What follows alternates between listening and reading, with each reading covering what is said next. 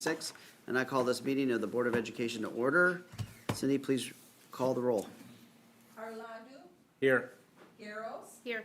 Gonzalez Thomas, Present. Kilbert, Meadows, Present. All right, thank you. And just so everybody knows, Aaron is away on business, so he is participating as he is allowed on the phone. Does that work? Okay. Yeah.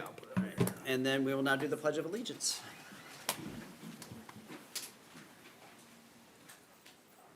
I pledge allegiance to the flag of the United States of America and to the republic for which it stands, one nation, under God, indivisible, with liberty and justice for all. All right, Tom, are there items to add or remove from the agenda? No. All right. Does the board have any questions or comments? Otherwise, I will entertain a motion to approve the agenda as discussed. So moved by Raquel, second by Rob. Cindy, please lead us in a roll call vote. Meadows, Yes. Kilbert, Yes. Gonzalez Thomas, Yes. Garros, Yes. Arlandu, Yes. All right, thank you. I'm gonna pause too long for a while. All right, Holly, we have two people wishing to address the board today? Yes. Okay. Welcome to the meeting of the Board of Education. If anyone wishes to address the board this evening, please see our recording secretary to submit a form for addressing the board. Please put your full name and address on the form. In general, the board will not answer questions or engage in dialogue during the public comment. This does not mean we do not take your concerns or comments seriously. The board values active community participation in the district's endeavor and encourages people to engage in the district using appropriate channels and systems designed with your input in mind. Board members are not involved in the day-to-day operations of the district and cannot engage in district business individually. If you have specific questions or you'd like to further engage with the district, you may submit your questions using the link on the website, and an appropriate staff member will communicate with you. Holly, please call up the first person. Thank you, President Meadows. Speakers will be called up in order of form submission. First form received, the first person invited to speak. When your name is called, please come to the podium so that you can be heard. All individuals speaking will be limited to 3 minutes, and there's a timer there. We will start that once you're settled at the podium. At any time during this meeting, written comments may be submitted to Cindy Rodriguez at my right. Speakers should conduct themselves with civility and respect towards others. Our first speaker is Haley Lamb.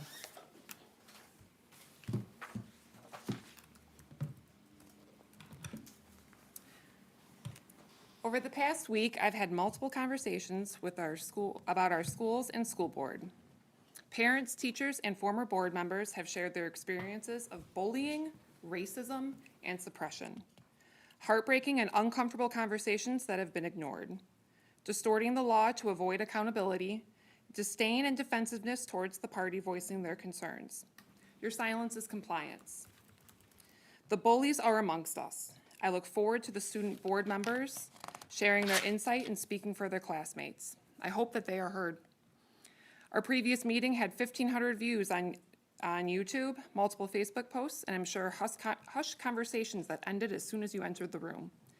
Your community is tired, but we are not stopping. We demand answers regarding screen time, bullying, recess, answers about how the N-word is not hate speech in Batavia, but it is in our neighboring communities, why our passionate educators have been let go, why novels are removed from our classrooms. What is your plan for Pride since you cowarded during Women's History Month? When our community faces adversity, you choose defensiveness over curiosity, silence over transparency, and isolation over collaboration. It feels like you have forgotten that you were elected leaders chosen to represent your constituency. It is a betrayal of the entire premise. It only changes when someone steps up to do the right thing.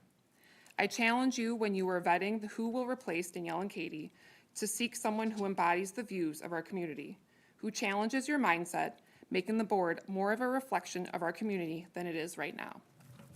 Thank you.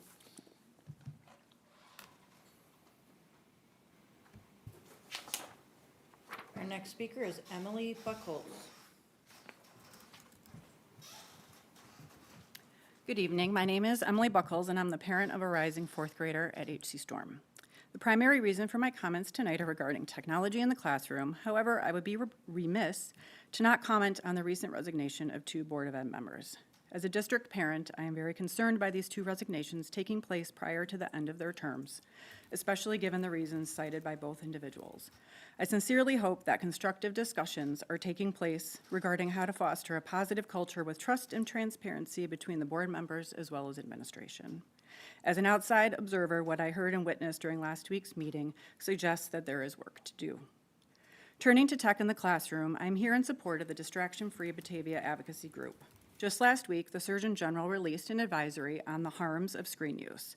While I am 100% on board that it's a parent's role to monitor, educate, and guide their child on the use of screens, there is also a critical opportunity and responsibility for schools to do the same. I faced a direct conflict with the use of screens at school because we limit usage in our home, and unfortunately, my child's exposure to screens was introduced at school, and in our experience, some teachers use Chromebooks more than others. The Surgeon General's advisory calls out actions that youth, families, schools, healthcare providers, tech companies can make right now, and I'd like to highlight a couple of those specific recommendations for schools. The first is to implement a bell-to-bell ban to limit or eliminate multitasking during school hours. A comprehensive ban offers documented benefits, including reduced distraction, improved student focus, enhanced test scores, better peer relations, reduced cyberbullying. Neighboring districts such as St. Charles 303 implemented these policies this past school year, and in talking with my nephews who attend middle school there, it was an easy transition. The second is to teach digital citizenship and literacy skills. In practice, this means prioritizing pen and paper curricula, hands-on activities, and social activities for all grade levels. A friend of mine who teaches 6th grade in Geneva shared that she rarely uses Chromebooks, and when she offers the choice between digital and paper assignment, roughly 80% of her students choose the pen and paper. They actively crave time away from screens. The third is to create opportunities to displace screen time. This involves offering games and activities to encourage physical movement and social interaction during class free time, lunch, or recess. We hinder our children's ability to learn how to engage and socialize with one another when we allow Chromebooks and other devices to be used during free time at school. I urge you to read the study by the Surgeon General, and furthermore, if you have not yet read Jonathan Haidt's The Anxious Generation, I highly encourage you to do so. The research is clear. We cannot afford to wait to act. Our students deserve BPS 101 to be a leader and not a follower in adopting these vital policies. Thank you. That concludes our public comment. All right. Appreciate everyone coming today. All right, jumping right into reports. Item 4.1, school improvement plan presentations. I need bullet point, lots of talking. Tara, you're up. Run. I'm so excited to talk tonight. Right, so I'm Tara Piatek. I'm the principal over at Rotolo, and then I have Ryan Sullivan with me. He is a PE, first aid, foods, anything else that we put on his plate. Teacher at our school. He's on our SLT. He's also finishing BPSU, and we have this awesome opportunity for him to showcase all of his learned skills tonight. He's excited to share. Hey, Aaron, do you mind muting? Aaron, could you mute? Teacher at our schools, he's on our SLT, he's also. That doesn't count towards my minute. All right, go ahead. Dave, could you drive to wherever he's at and take care of that for him? All right, so we're gonna start with our goal updates. So our first goal was to increase student learning through implementation of impactful Tier 1 strategies. And then we were hoping to create equitable learning environments through implementing proactive strategies that foster engagement, belonging, and academic success. So our metrics that we used to measure that were growth on the map, and then our panorama data, as well as our CHAMPS walkthrough observations. So if you look at the data that's up there, the fall of 2025, we have math growth data that was 65.34, and reading was 50. Our goals were 70, and our SLT knew that those were high goals for us to reach. We did not make it. We did have decent growth in our MAP scores in terms of achievement, but we didn't see our growth goals being met. I'll talk a little bit more about the difference between those two on the next two slides. We still did see a lot of positive things happening in MAP. It just doesn't show in the goal that we chose to look at. So I'll explain that in a minute. The second thing on there is our panorama data. We've talked about this percentage as well. So the 72nd percent means that we are still in the 90th percentile nationwide for data that we receive for belonging, but we were hoping to raise it to 73. Talking to Panorama representatives, 73% is really, moving 1% to 2% is really a big jump for a year, but we were hoping to do that. We didn't, we stayed level, which is better than dropping, but we would love to see those scores go up. The last thing on here is our CHAMPS opportunities to respond. So our SLT team goes into classrooms and watches teachers for about 10 minutes in the classroom, and they mark literal tallies on a sheet of how many times students have an opportunity to respond. We have 11.6 in the fall. We were shooting for 14, and we ended up with 11.93. Kind of growth, mathematically speaking, but not what we would want to see. One thing to consider with this is that the rate that we are expecting or hoping in an ideal classroom is between 10 to 40 opportunities to respond in 10 minutes. Some classes did hit that 40 mark, but there are others that have some room for growth. So we averaged out to pretty close to what we were in the fall. Our SLT has come up with some goals and some ideas of how we can increase that moving forward. A lot of factors play into that, including when you're going, what time you're going, what classes you go to, but we really want to see those improve. So although our goals were not met, there are some highlights for us to look at. Down at the bottom, if you look, our overall proficiency increased, but students failed to meet growth goals. That'll be on the next two slides. And then students with 504s, their sense of belonging rose on the Panorama data 3 percentage points. Every area of their ratings for 504s increased. And then students with IEPs saw growth in 5% in 2 different breakdown questions. So those are big percentages to jump in Panorama, and we were excited to see that happen in some of our groups that don't always feel like they belong. We've done some work with our counseling and advising groups to try to target some of those areas for outreach, and we're excited to see some opportunity there. All right, so like I said, there's a difference between proficiency and growth. We've talked about that in each presentation that you guys have had. If you look at our math scores, we did not reach our growth target, but if you look at our achievement growth, we went from 76% to 81% for our students who are scoring in proficiency range. So that's a huge jump for us, even though enough kids didn't grow for us to meet our growth target. Our kids are showing proficiency at a very high rate. So they're doing well on the test, they're just not all growing. We still want to see our kids grow regardless of where they're placing, but it's hard to grow when you're in that higher percentile. The window of growth kind of shortens a little bit. So that is one of the reasons we think we might not have seen as much growth as we were hoping for. We have growth in our ELA classes as well. While we were in the 61st percentile for growth, we did see 71 to 73rd percentile for our actual proficiency scores. So again, our kids are improving. It's just not an all students improving situation like we would like to see. I do think that our aligned curriculums in math and ELA being fully implemented next year will show opportunity and growth in those areas. So we're excited to see what those new curriculums do for our kids.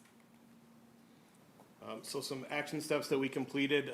We have an aligned bulldog block at our middle school, and we're kind of excited for the progress and the shift it's going to make next year, where every student will have it all at the same time at the end of the day, so they can come get support in their exploratory classes as well as their other interventions that they need. The intentional CHAMPS utilization, many walkthroughs throughout the course of the year. We did classroom visits by all of our SLT, TLs, and admin throughout the course of the year, focusing on each grade level as well as our exploratories. We had common exit slips to make sure that we could identify which kids needed the enrichment or which kids needed the interventions during those times, as well as the informal visits just to kind of see what was going on in the various classrooms by all of the various teachers. We had some improvement in our 5 essentials data as well. Back in 2003, our safety component was not very good. It was at a 33%, which is an all-time low. But in the past 4 years, this score is all the way up to 70, which increasing by 7% over last year alone. Also, our various different groups of students, each group saw an increased amount of safety throughout the course of the year, with it ranging obviously from anywhere from 8 points to 13 points throughout the year. And then with the new math and ELA instruction, all of those ratings went up, math up 18 points and ELA up about 9 points.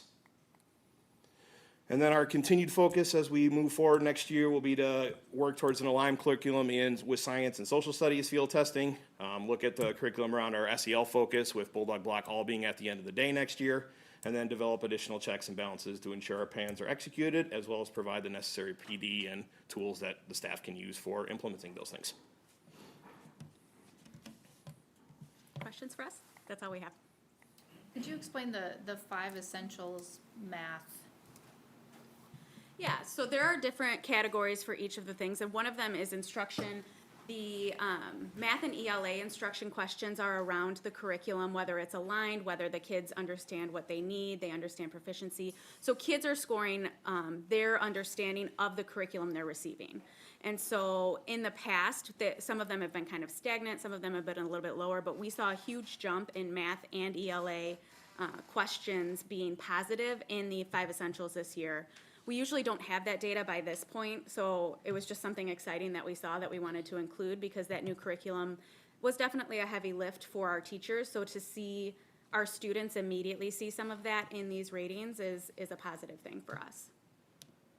I seem to remember too, when we were talking about the new math curriculum, that first year, there can sometimes be a dip, or it can be a little stagnant, so hopefully next year we'll. Yeah, I'm excited to see what the data does next year after teachers are comfortable with the curriculum and are able to use it. So, excuse me, existing strategies, have you guys given any thoughts to anything new that you're looking at and you can share? Yeah, so SLT kind of talked about what we can do. CHAMPS, we've been fully implementing now for over a year, and we are running into a little bit of a problem of the more you say it, the less of a priority it becomes. It kind of becomes old news. And so we talked about starting out the year with a reminder of what those strategies look like and really moving past the visible part of CHAMPS into the actual engagement part of CHAMPS. So CHAMPS is far more than just visuals on the board and the acronym going up every time you do a project. There's really a level of engagement that needs to be focused on, and SLT is going to focus our PD towards that side of the CHAMPS work, which we think will help both engagement in the classroom and hopefully our scores, because when you're engaged, you're learning more. So that's one area we're going to focus on. The second area that we're kind of looking at is that panorama information, really choosing what lessons are vital to our students and helping those advisory lessons transition into Bulldog Block to make sure that anything that we're doing in that time is more effective for our kids. Because we have a limited amount of time with them for SEL curriculum, we have to make sure every lesson counts, and they're meeting tomorrow full day for a retreat on Bulldog Block to make sure that that SEL curriculum hits those needs and works with our counseling program to ensure that there's continuity throughout our building. I have a few questions. Yeah. So why do you think the decrease in math and reading happened? That's hard for me to say. I think sometimes when our proficiency is higher, it's harder to show the growth, like I was saying earlier. I think that there are sometimes dips with new curriculum right at the beginning. Statistically, no matter what curriculum people pick, there's sometimes dips in what we see scores show in those first few years as you start to implement new things. I really don't have, I think our teachers are working incredibly hard, so I couldn't blame something happening in the classroom as much as I assume it's just getting used to those resources and kind of working through it that way. The opportunities to respond, I apologize, can you go over that again? Yeah, so when we do our CHAMPS walkthroughs, we take 2 teachers at a time and they go into a classroom with a clipboard and they are watching for students' opportunities to respond. There's passive engagement through active engagement. So active engagement is an example of asking students to raise their hand and answer a question. Passive engagement is you're asking students to put their Chromebooks away and put them under their desk. Each of those counts as an opportunity to respond. But the goal is to have more active engagement in the classroom and not focus on those passive engagement opportunities.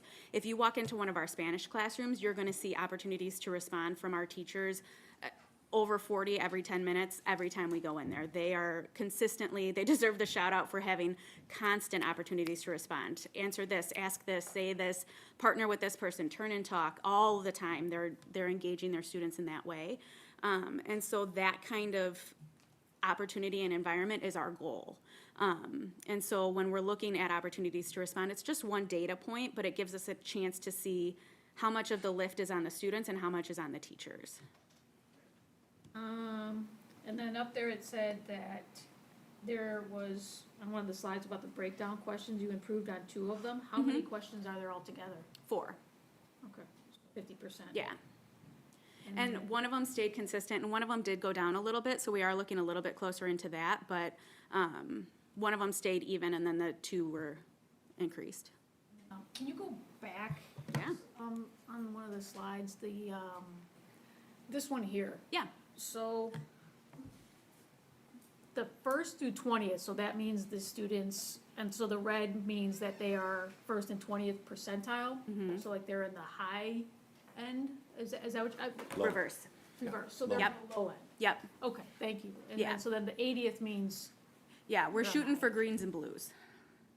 And so when we get in the bottom 2, if we get closer to that blue, the gap that we have for students to show growth is a little bit more challenging because the skills are more advanced. They've already mastered a lot of the skills that are at grade level, at that proficiency level. So that's why it's sometimes harder for them to show growth.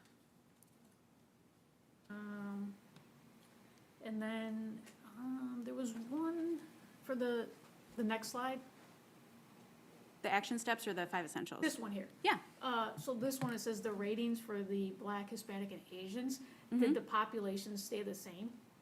Like, so if I,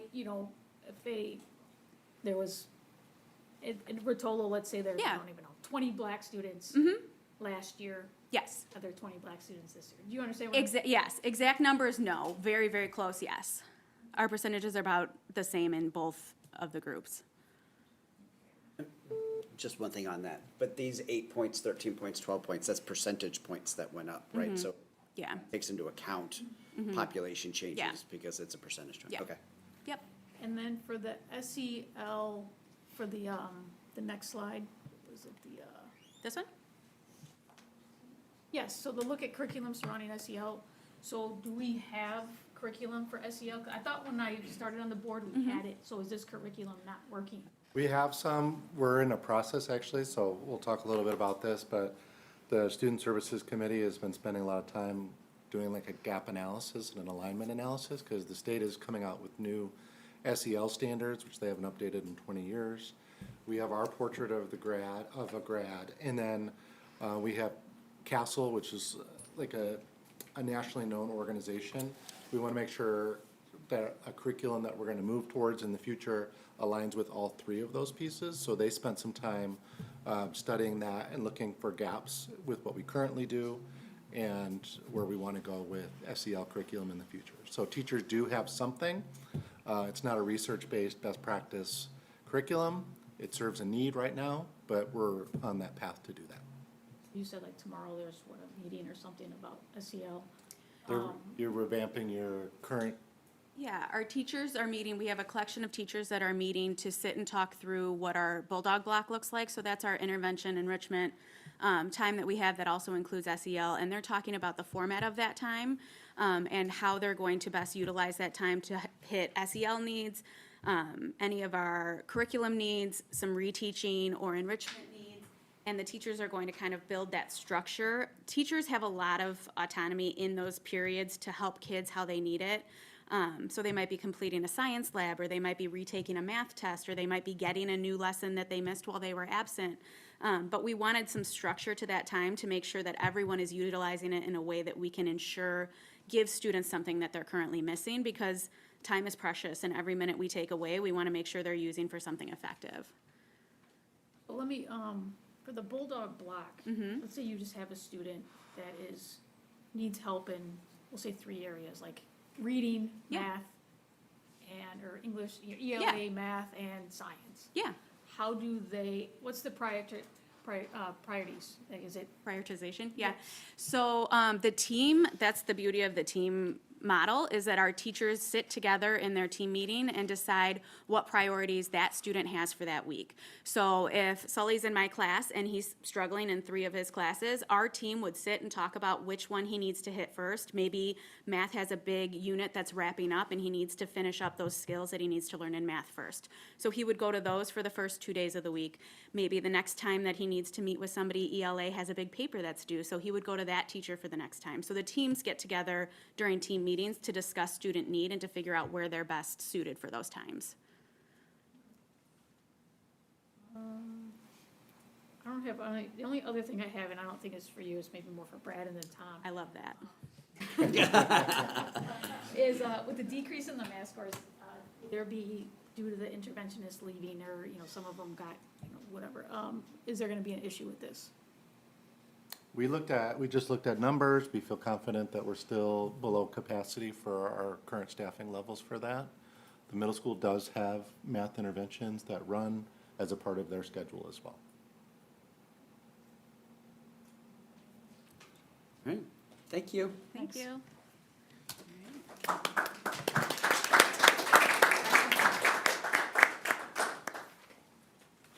Hey, Joanne. Hi, I'm Joanne Smith, principal at the high school. Excited to talk to you about data, but you'll notice a couple of missing pieces of data. So we received word a couple weeks ago that the ACT scores are delayed, and so the estimated date for ACT scores is June 2nd. So be happy to give you an update on ACT scores once we have them.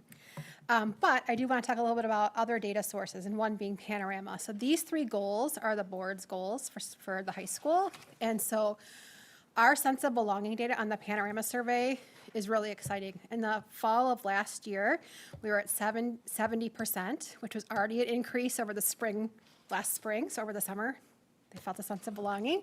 And then this spring, we're up to 73%, which is far exceeding the board's goal of 67% for the high school.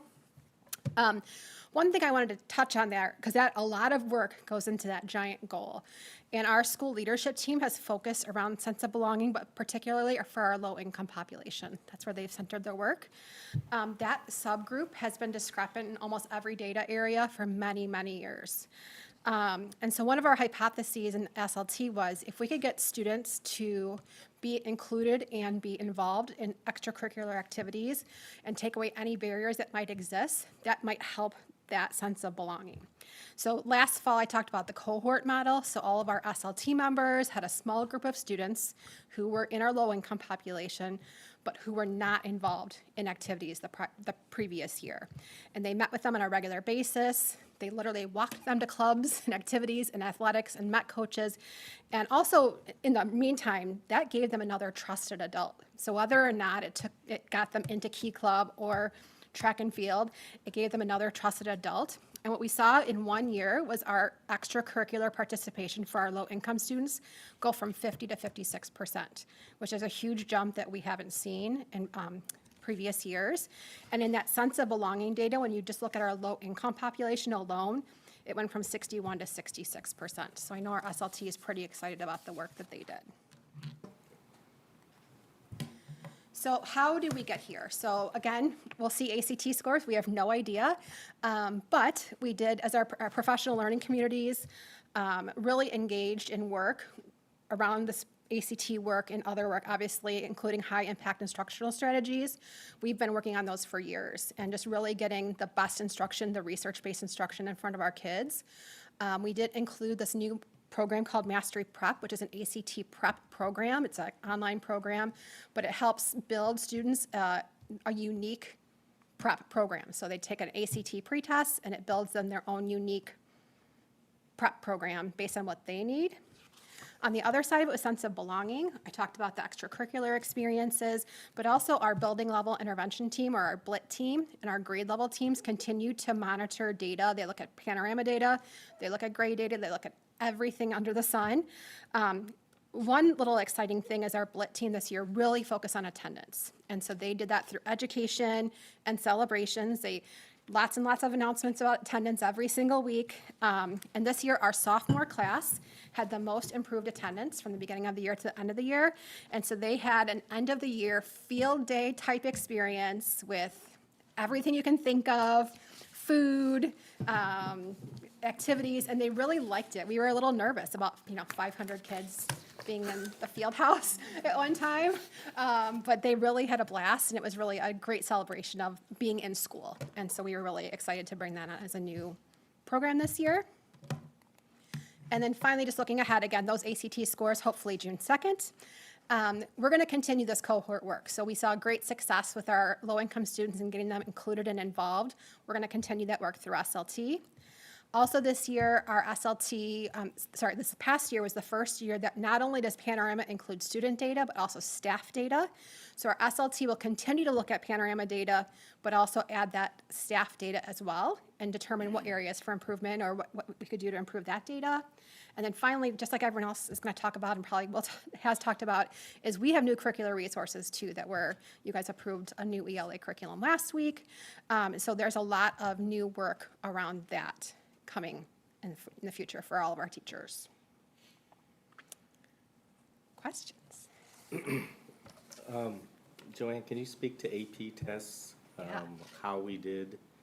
Did we see improvement just in, one in engagement with them, the test? Maybe not engagement's the right word, but participation? Yeah. With the test, and did we do any outreach to maybe students that weren't necessarily identified for AP courses Sure. in the past? Any steps that were taken in that direction? Yeah, so we did have an increase in the number of students in general taking the AP tests. We'll get those scores in July. July 7th, I think is the date, or 6th, I can't remember which date. We additionally had some staff, including Brad and Tom, attend an AP conference last month around getting students, more marginalized students involved in the AP process along the way. We do and continue to see more students taking that chance or that risk and taking their first AP class. It's been great. Sometimes they're taking it sophomore year, junior year, and it doesn't feel exclusionary. I think a lot of times in the past, students felt like if I didn't take AP Human Geography my freshman year, that was it. I couldn't take another AP class in social studies. But we're seeing more and more students taking those risks. I talked about those grade level teams looking at data. Those grade level teams look at students who are on that bubble, who maybe just need a push or a little bump of like, you're in that data set of someone who probably should be in an AP class and you're not. Tell me more. Why aren't you? And a lot of them, some may have a great reason. I'm in 3 sports. I do all these things outside of the school day, but other students just needed that little push. So we are seeing some improvement just based on those more individualized conversations using the data. And we don't have any barriers with the cost of the exam. No. We work with all the students on that. I just have a few. The Mastery Prep program, did they do that in school, or was that given, like, did they take it in school and then their homework, I'll say, was after school, or everything was during school? It was all during school with a lot of opportunities outside of school. So once you're in the program, so freshmen through juniors were in the program, so they may have had science first semester, but their science teacher introduced them to Mastery Prep, and so they had access to it all year, even though second semester they weren't in a science class. So during that first semester, their science teacher was pushing them, but maybe during second semester, they were doing it on their own.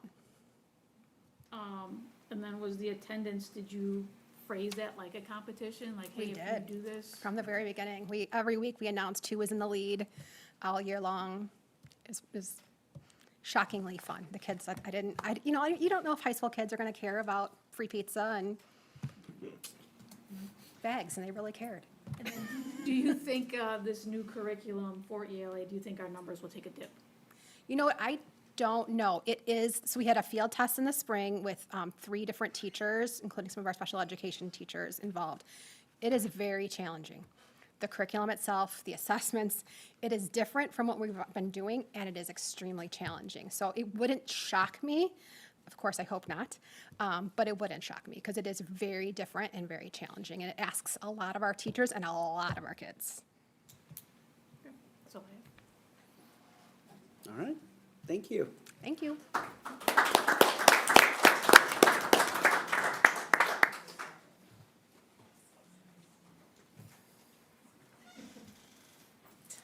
Kristen Stevens, I'm the principal at Ellis Gustafson, and with me I have Julie Toole, a first grade teacher and a member of our SLT. So glad to have her on a summer vacation day.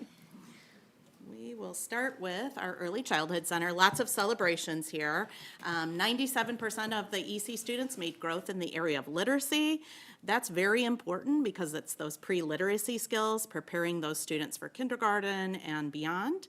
Another big celebration, they've been working really hard on questioning, and a big celebration in the growth in understanding. And I remember last time you asked me questions about the question, so this time I came prepared. It's the difference between saying something like, "What color is the ball?" or saying, "Why do you think the ball rolled away?" So it's just upping the level of questions that you're asking students so that you get more language, more critical thinking skills. And that does involve a large amount of people. It involves paraprofessionals, the speech pathologists, the teachers. So it's definitely a very collaborated effort to show that kind of growth. And then our last goal, also a celebration, and that's the arrival and dismissal routines, hand washing, again, all those important skills for when students enter kindergarten. And for the elementary side, we had a couple goals, and we're happy to report that we met both of our goals. For ELA, we were wanting students to score at or above the 50th percentile on their MAP assessment to show the proficiency, and we went up from the fall to the spring, or I'm sorry, from fall to winter, and then from winter to spring, there was a little dip in there, but we kind of figured that was a little bit due to assessment fatigue at that time of year and kind of spring fever in there. The second goal that we had was SEL, and we really wanted to focus on perseverance and grit. That's an area that we feel a lot of kids struggle with, so our goal was for them to participate in at least 3 different activities that would involve showing perseverance and grit, and we're happy to report that all of the grade levels exceeded that number in participation. And we also wanted to kind of take a close look at it using the panorama data. So we looked at student-reported perseverance scores, and they went from 65% in the fall to mid-year, 70% favorable, and then by the final time in the spring, they showed 71% favorable. And based on the trainers that dealt with the panorama, they said that that was statistically significant and that it was a very good jump for them. So we were very proud to show that jump in perseverance. Some of the action steps that we did, the main one that we talked about was the MAP and the AIR style questions for ELA. We noticed that a lot of times the students are familiar with the content, they're able to tell you about something, but they're not always able to answer the questions, maybe because of the style that a question was written in, or maybe the wording. So we really wanted to add a little bit more rigor to that and embed that in our daily instruction. So a lot of the times we would, maybe it would say cite evidence using this, or analyze, or different words that they maybe wouldn't be familiar with. And by giving them lots of opportunities to use that throughout the year, we felt that they would be more comfortable in answering those questions. And we felt that that had a big impact on their MAP scores. We also focused on a couple other things that you can read there, the goal setting and some academic teaming. And then when we jumped to our second goal, we talked about the daily SEL strategies, and we really kind of did a lot of different things with that. We wanted them to really focus, as we said, on perseverance and grit. So we had a book study this year, and we used the Magical Yet series of books and tied that in. We used a different book for every trimester and did some activities related to that to focus on that. Kristen did every single day, she did different things for SEL things over announcements. So whether it was Mindful Monday, Talk It Out Tuesday, Work It Out Wednesday, just little tips and things that the kids could use. And then a lot of times there'd be little slides that could go with that. So along with Portrait of a Graduate and those slides, we were able to just really continue to talk about perseverance and grit throughout the year. And one thing I think had a really big impact is that we did some STEM activities that were related to perseverance and grit. And we had a whole family night in which we brought a speaker in for the parents. And while the parents were listening to a speaker and learning how they could support their child with perseverance and grit, the students were all, depending on their grade level, working on different STEM activities in which they would have to demonstrate that. And at the end of that, to kind of culminate it, after the parents learned a little bit of information, they sat down with their student and kind of came up with a family plan for that. So I think just really using that language throughout the year, hearing it at home, hearing it at school, and tying all those things together really helped to boost that perseverance score. The goal setting was at the end of the event too, and I thought parents would just scoot out of there as quickly as possible, but they really did sit down and take it very seriously and have a lot of good conversations with students. So we would like to possibly do that again, something similar. Our reflections are that digging into panorama data really helps us. Just looking at the overall sense of belonging gives us a little bit of information, but the reason we picked grit is that was our lowest reported score from students and our teachers. And kind of looking at next year or our future, one of the things that our SLT talked about is we don't want to just abandon grit and say like, ah, we made it. We're not doing that anymore. So we want to weave that into whatever we do. And we're looking at emotional control because that seems to be one of our areas that students report having some challenges with as well. Julie kind of talked about the unified culture, but really everybody focusing on grit we think made a huge difference. And like she said, pulling in the parents, the community, all the teachers, everybody really focused on that goal, and it unified us as a team. And then just the consistency and connection, the consistency of every day doing announcements, giving kids short little tips and things that they can try, that helped keep us all connected and really focus on the goal. So those are kind of some things we're thinking about continuing to do for next year. Do you have questions for us? I don't have any. Any questions? You look like you're thinking of something. No, just a comment. I guess I like the, where you were going at the end here, which I in my interpretation of it was you prioritize and put the focus in on it. So I'd like to see, next, for the upcoming school year, okay, like you said, you're not giving up on grit, but what are the new items that you're gonna be working on and putting the focus on? Yeah, definitely emotional control, because that was the area that that kept coming up over and over again with students and staff too, so. And it still ties into perseverance and grit Yep, for sure. we're planning on weaving that right in there, so. Okay, thank you. Okay, thank you.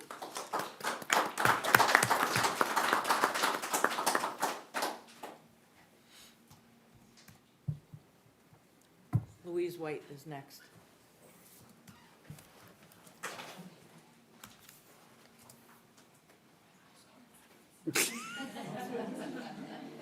Can't come to. Hello, I'm Michael Wall. I'm the principal of Louise White, and here with me is Megan Vacconi, one of our kindergarten teachers, and we're going to update you. Yeah, so we took a look at our literacy goal and our sense of belonging goal for SEL goal. For our goal, 60% of our students for literacy were to meet or exceed their growth goal on math assessment. So our starting metric was about 55%, close to 56%. And then our end of the year update was that 63% of our students did meet their MAP growth goal. So we did meet that goal, which is awesome. And then for our sense of belonging, we focused on peer relationships. And then our goal was to improve the end of year score by 10%, which was ambitious. Compared to last year, we were up 3%, which is great. And then we ended up the year with about 6% growth, which is awesome. But as you can see, we had about 200 students was close to kind of where we were favorable with those percentage changes. Yes, Panorama, the consultant said, that's a terrible goal, that's way too high. So mistakes were made. However, the 6% on their chart for the number of kids that. How did we do it, you asked? Thanks for asking. We took these key action steps, which I'll talk to you about on the next slide. Here we are at the next slide. We made this growth by focusing on several areas. So one was PLCs. So we had kind of a reset. We've been doing PLCs for a long time, and as you go, different teams kind of branch out. So we kind of did a reset of what does a good PLC look like. And so teams evaluated themselves 3 times throughout the year on the same rubric to show growth. And each time we did it, teams were reporting that they were growing further and further along the spectrum of well-functioning PLC teams. And I think that played a big factor in our academic growth. We focused on learning intentions and success criteria, and this was an SLT-led professional development focus, and we saw lots of growth in teachers utilizing those things, and then that impacted everything, including classroom observations, where kids are able to speak to what they're learning and how they'll know they'll be successful. In literacy, we also focused on the Illinois Comprehensive Literacy Plan practices through training for the whole staff, and then that was expressed throughout classrooms in lots of different ways, most notably in our primary with their deeper focus on phonics this year. For SEL, for that peer conflict, we focused on conflict resolution training for all the students. So Stop, Walk, Talk is a classic PBIS strategy of how you can solve small problems interpersonally. And so we focused on that as a whole school. And then each month we had a different behavior focus that we rotated through, both what we were learning about in morning meetings and also kind of whole school events and different things like that. We also had our colonies structure, which also was focused on some of that peer agreement, lack of peer conflict. And students reported that they liked that very much and enjoyed it, and staff as well. This was where we had students from different grade levels would get together every other month in a group of about 14 to 16 kids, and they would have an SEL topic. So kindergartners through fifth graders would all be together for those lessons and kind of rotate through, with the purpose being that wider school community and more relationships. And we're looking forward to building on that next year with our fifth graders that are leaving being replaced by new kindergartners, but keeping the rest of the group together to kind of deepen those relationships year on year. And then family SEL connections, we had those focus areas last year, where each month we'd focus on a different behavior area. And then this year we've focused on sending home SEL connections for families, which were discussion prompts, activity ideas that corresponded with what we were focused on school, in order to allow parents to come alongside us in helping students to grow. So moving into next year, we're hoping to build on some of those successes and go a little bit deeper, and this concludes the update. Do you have any questions? Were all students involved in a colony group? Yes, yeah, every student. And so, yeah, there's a little, when we get new students moving in, you know, some shuffling and other things, but yeah, everybody was in a colony group. And every staff member too, so that was really interesting. It was all staff on deck, and the staff was really flexible in specials for that day and rearranging those because we saw the value in what we were doing. I just had one for, you said you had the behavior focus, like AGS, did you see that there was one behavior that was maybe more prevalent than the others, like that they had to work on? Yeah, well, according to our panorama data and also my informal observations would be some recess conflict from peer to peer might continue to be an opportunity for students to grow, both in solving larger problems, but also in that kind of interpersonal relationship pieces. So the actual topics just varied from month to month, addressing some of the CASEL competencies that Dr. Newkirk referenced earlier. Yeah, they kind of had that format. SLT for next year is going to look at the colonies and say, do we want to just have one focus on that time throughout the year so it's more consistent for the kids? But that'd be a revision we might make. On the family SAL connections, did you get any input back from family members? Did you hear anything? Like, are they doing it, not doing it? Just curious. Great question. We had plans for a survey that did not happen. However, informally. Anecdotal is fine. Anecdotal, everyone loved it. No, Good answer. 100%. Everyone. No, so anecdotally, I heard from various families that they were building on things, and one family I called about an incident that happened, and the parent said, "Why didn't they just stop, walk, talk?" And I said, "I don't know, great question." So that to me is like that connection where the parent is thinking like, this is a skill that we Right. can utilize, and so anecdotally, yes.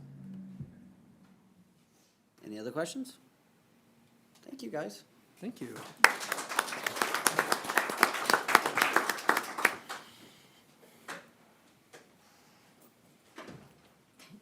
Are we doing this? Or is That's it a clicker. automatic? All right. Special thank you because you just allowed me to escape a finance class right now. That was, there was the screens of spreadsheets when I left just a second ago, so I appreciate that. Did you swap in Tony? Because he might help you out. Great.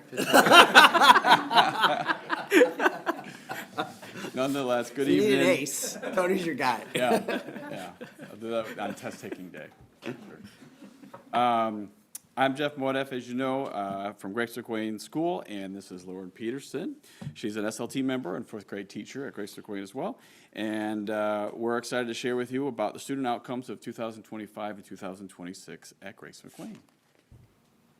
Here are our school improvement goals this year. We are very proud of our ELA growth this year. We set the bar for 58% of students growing on NWA MAP in reading, and by the end, the result was 70% of our students growing in ELA. Later in the presentation, Lauren and I will share a little bit about what we attribute that growth. As far as our sense of belonging goal, we were looking to go from 72% to 76% of students favorably in the sense of belonging measure. We recently learned from Panorama experts that this was quite an ambitious goal. 1% to 2% was more appropriate, but I didn't know that until about a month ago. So, but nonetheless, we shot for it. We dipped a little bit in the winter, and then we worked our way back up, but we still did not meet that ambitious goal that I was speaking about. But through professional development and research, we keep learning about the sense of belonging, and through conversations with students, we keep gathering information about how we can best support them. Clearly, our area of greatest need continues to be student-to-student respect. That is our lowest score when you look at the 4 questions. And our SLT has already brainstormed research-based ideas that we look forward to applying during next school year to attack that area of growth. Okay, so as Jeff mentioned, we set out this year focusing on ELA and SEL.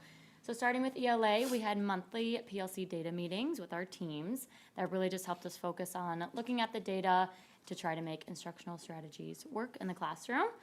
With the professional learning sessions, those really helped in the fall as we were doing the data meetings. Once we got taught more what those ICLP components were, then we could have more ideas in those data meetings of what to do moving forward for instructional strategies. And then our ORC work, it didn't only support students this year, but it also laid the groundwork for strong engagement strategies for next year as we implement CKLA. So we're super excited about that. But one successful addition that was not originally included was our video reflections. You'll see that next to the ORC piece. Twice this year, all of our staff recorded a lesson, and then we used a rubric to reflect on student engagement in ORC. Then we met together as teams, PLCs, during staff meetings to reflect on common instructional practices and student discourse data to improve on that.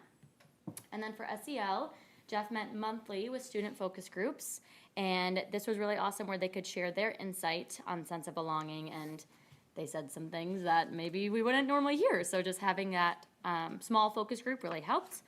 With going along with our theme of superheroes, we had 6 new superheroes that were invented by students that highlighted the great qualities of Portrait of a Graduate. And then as a staff, we continue to collaborate on how we can use these skills within engagement strategies. So some examples were behavior boosts, but just tying that all together in a culture throughout the whole school year.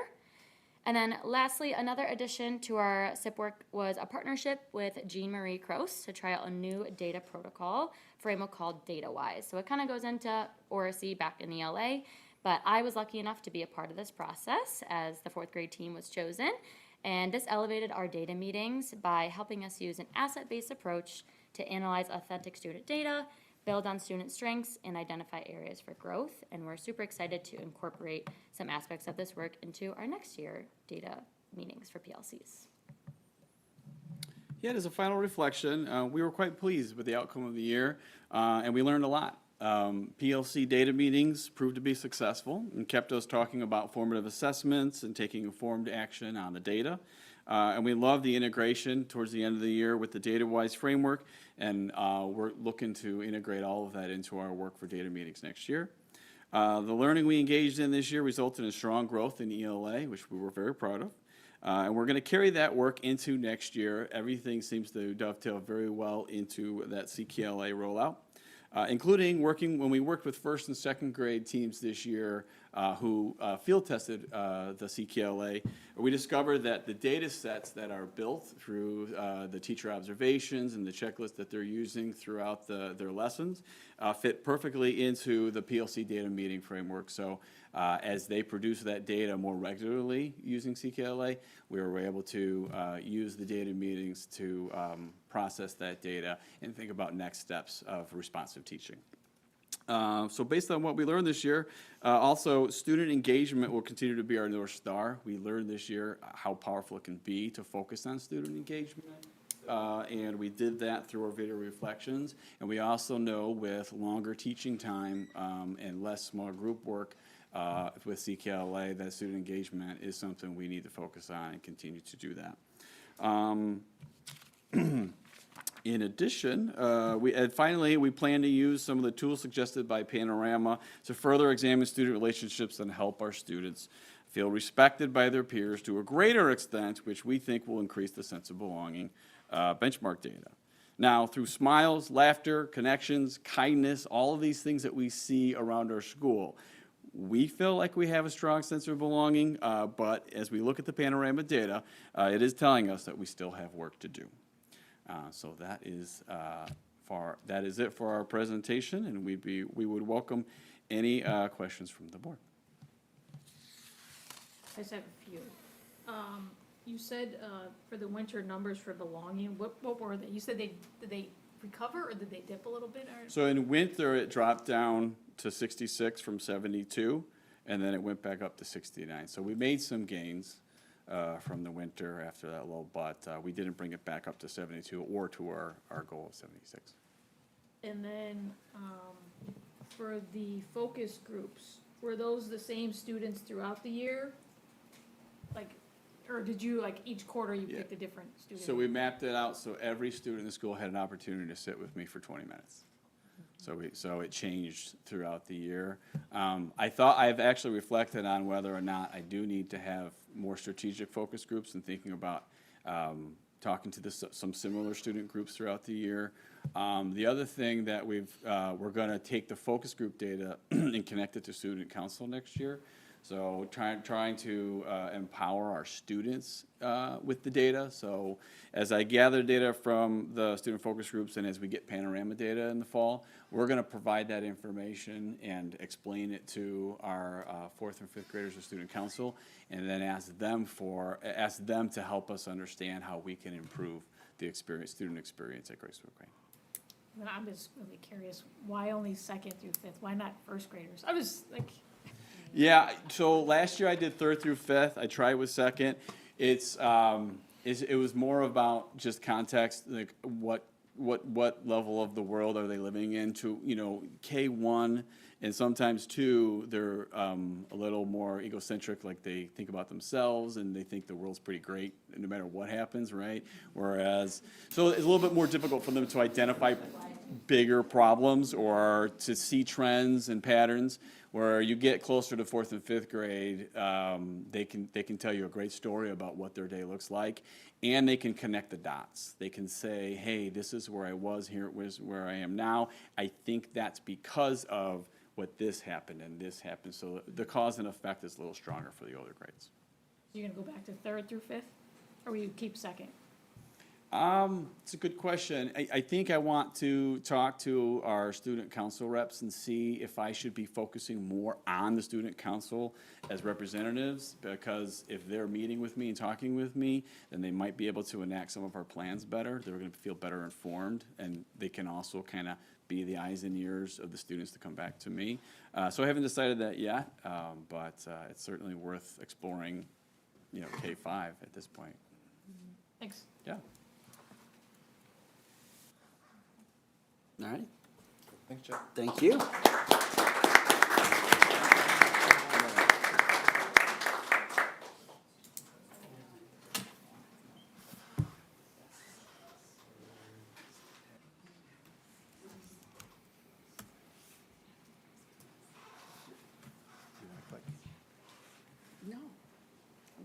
Hi.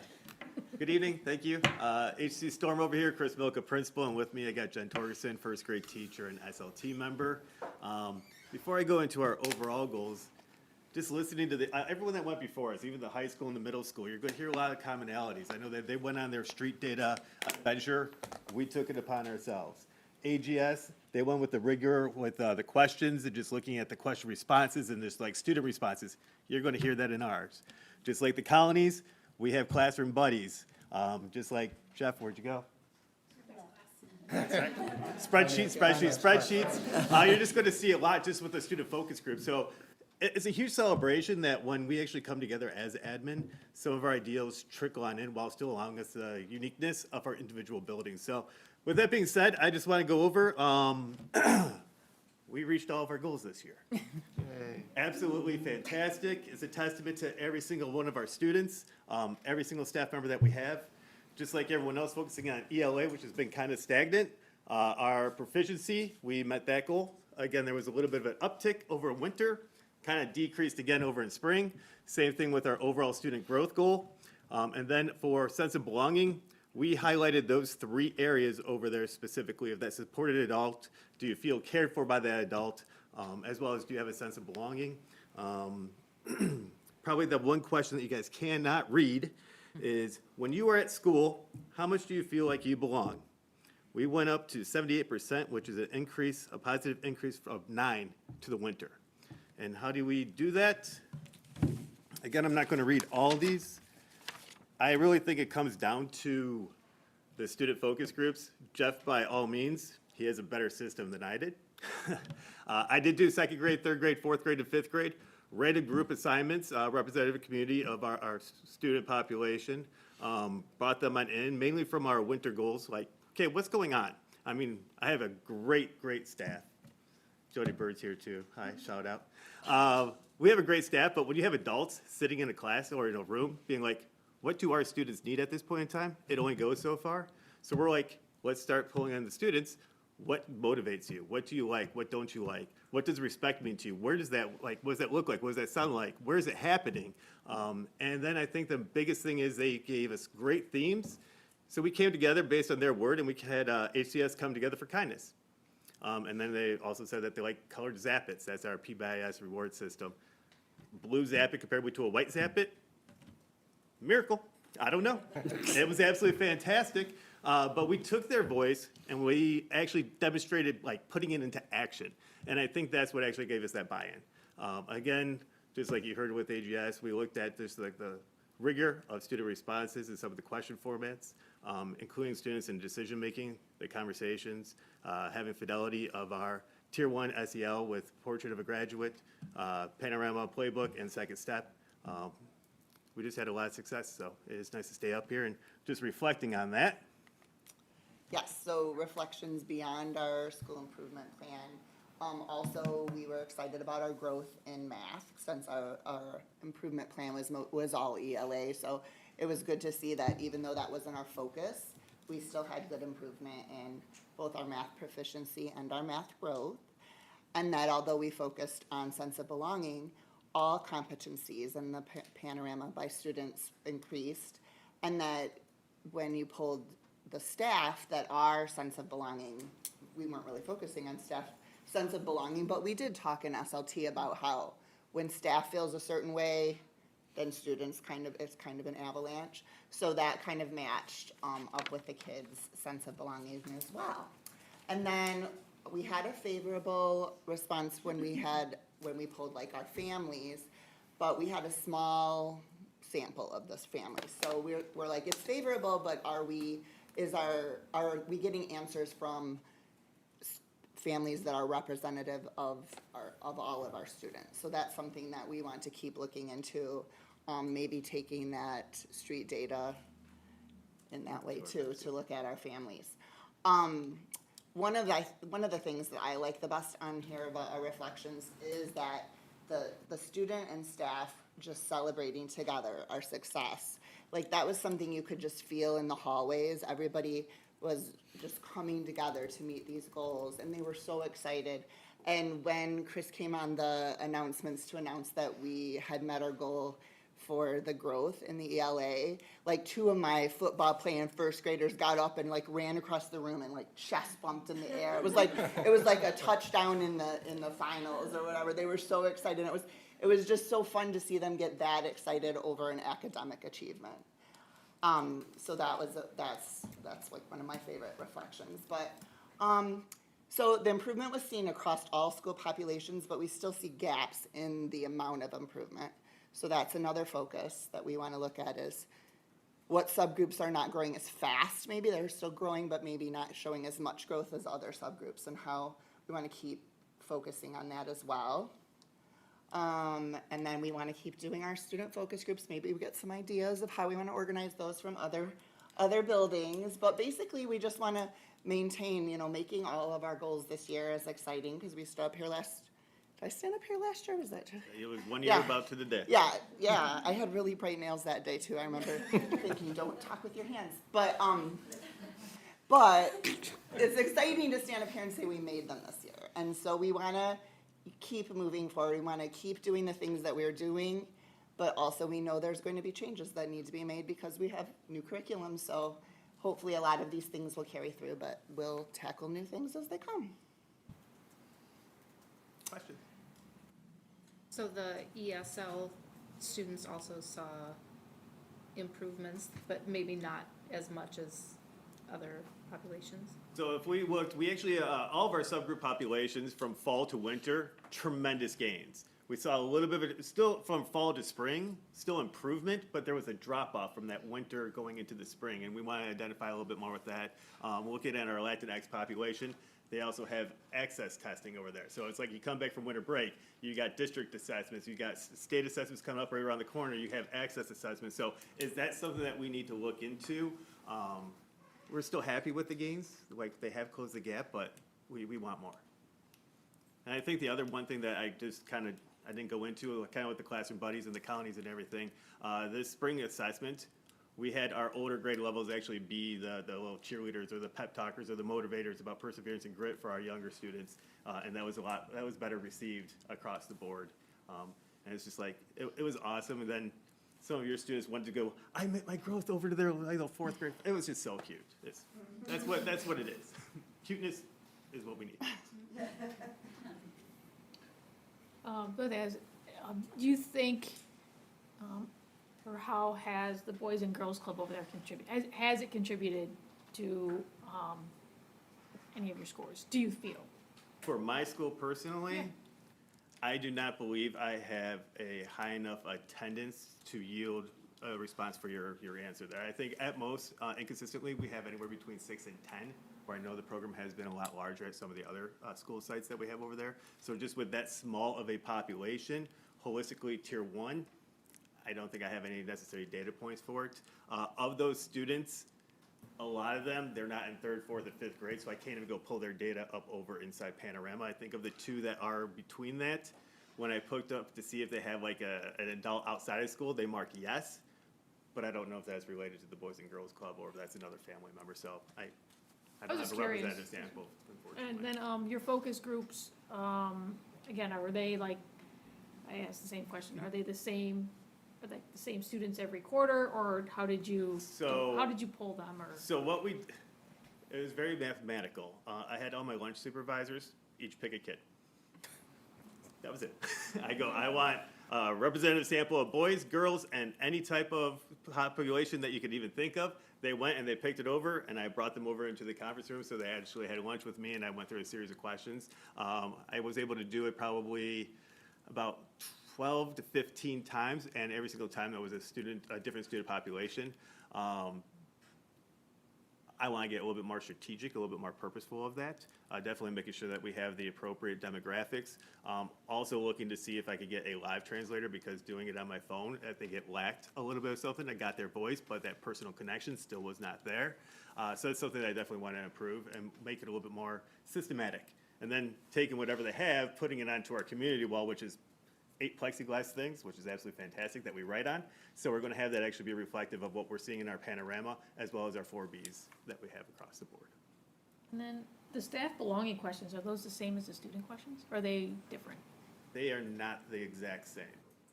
I would have to go back and actually read them verbatim for you, but they are different. Yeah. No, absolutely fantastic. Other questions?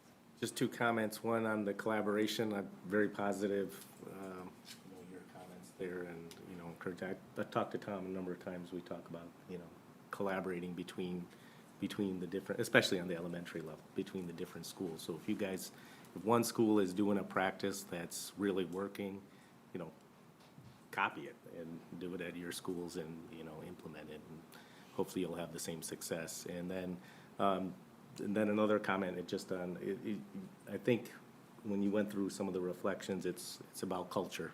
So it looks like you're starting to change the culture or improve the culture, or create a positive culture. So keep up the good work. I mean, Batavia as a whole is great, but over at Storm, it's a unique little family. Our PTO, our events are well attended. Our staff is absolutely amazing. We get to cry together, we get to laugh together, we get to celebrate together, and we get to push each other a little bit more. That's what it's about. I had a question, but I'm going to let you end it on that, so thank you. I should have started with that comment.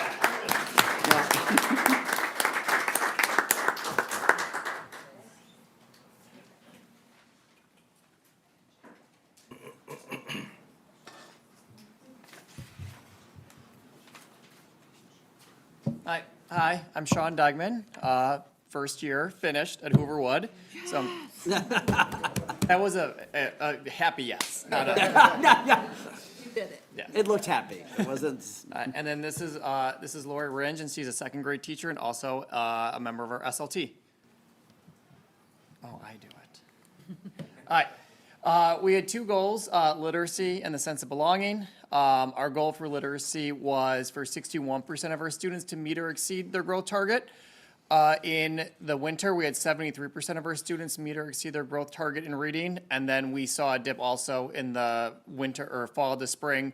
Still beat our goal of 61, but it fell from 73 to 65% of our students meeting their growth target. So that was a good accomplishment. We were proud of that.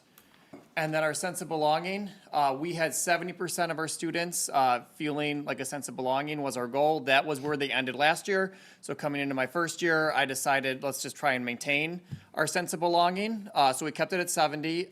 In the fall, they rated us 70%, and then this spring they rose 3%. We're up to 73%. So that was a nice thing to see.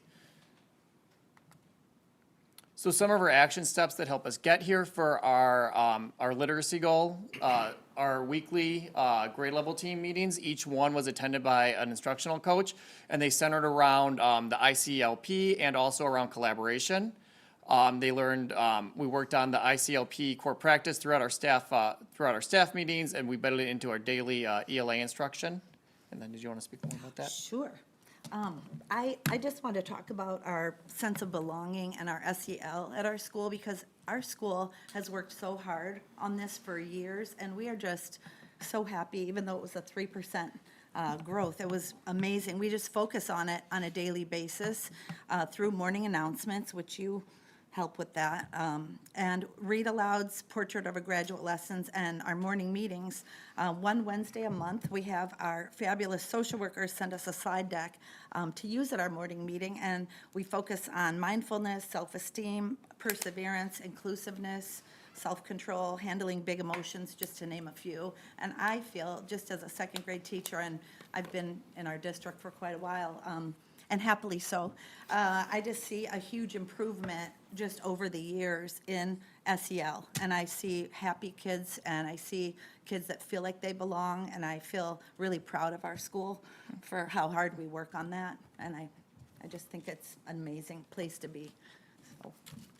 I'll pay you later. Okay, Hi. thanks. I am poor. So to go along with that those belonging action steps that we were just talking about, a lot of the things I did this year were things that were lower level in my ability to put out, but high level in reach and engagement with the kids. So kind of the things we were talked about, we digitized a lot of the stuff we did. So our Howie's Heroes, those are awards that the kids earn.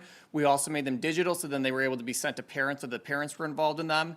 Our care sheets and our hawk checks, we also digitized, which help us be able to better target and use data to see where do we need to support teachers and staff members throughout the building. Also, I created Degman Drops. That's a note, digital Google form that our 3rd through 5th graders have access to. that they can send me messages throughout the day or after school, wanting to tell me things going on good in their lives, or also things that they want support with it. They don't see me in the hallway, or they don't want other kids to hear about it. And I would get a lot of kids sending me messages through this about just things going on at school with other kids or problems they were having, and then I would talk with them, but I'd also forward it on to their homeroom teacher or to our social workers and be like, hey, like, I know you see this kid, or I know this kid's in your class, like, this is something I want you to be aware of while I'm talking to them about it. So that was something that kids really took advantage of. And then next year, we're gonna be implementing Hawk's Nest. That's the colonies idea. It's something I did in my previous school. And it was one of the bigger undertakings we did at my previous school, but I also think it was the most beneficial to the school, it was the most empowering. Once you have that up and running and you have your colonies or Hawk's Nests, or we had Cougar Dens going, it really allows you to spread out and do so many more initiatives, because so many students now know different staff members, so many students know other students, that you're allowed to organically create other events and other activities and other initiatives through the use of the Hawk's Nest. So I'm really excited to bring that next year, but that is more of a higher level task that I didn't want to implement in year one. So then our reflections, our ongoing collaboration, actively engaging students in their learning by helping them build teamwork and critical thinking skills. I do, going back to the work of our instructional coach with our grade level teams and really focusing on the collaboration. That was something that was started the year before I got to Hooverwood, was a collaboration was a big push for the teacher. So that's something we carried over into this year for them to continue with, and seeing the different collaboration going on between the students in the classrooms was really organic and really awesome to see. Yeah, I just want to add on collaboration. We did start it last year before Sean got with us, but we hadn't really focused on it in a way that we saw any results or saw much going on. But this year, our teams all met with our instructional coach weekly, like you said, and we planned collaboration lessons. And what we found, surprisingly, easy techniques that we could use cross-curricular. I mean, it was just so easy to just find one thing and then just use it all throughout all kinds of other things. The kids, talk about engagement, loved it. Any chance they had to work together was just so exciting.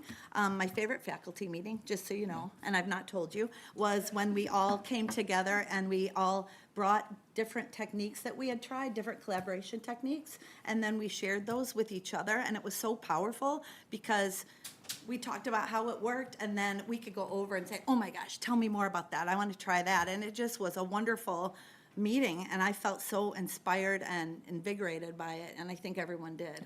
So hopefully we'll do more of that next year. We will. Yeah.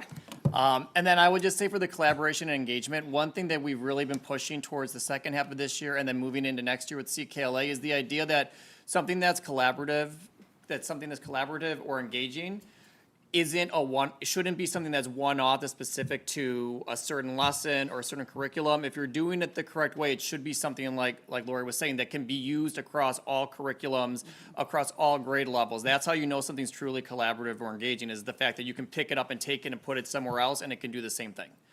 And then the last thing I just want to mention on this slide is the video announcements, going back to the sense of belonging. I think the video announcements this year have been a big hit with the staff and the students. They're every morning. They range from 1 to 5 minutes in length. They have anyone whose birthday is that day or the weekend, their pictures up there with their grade.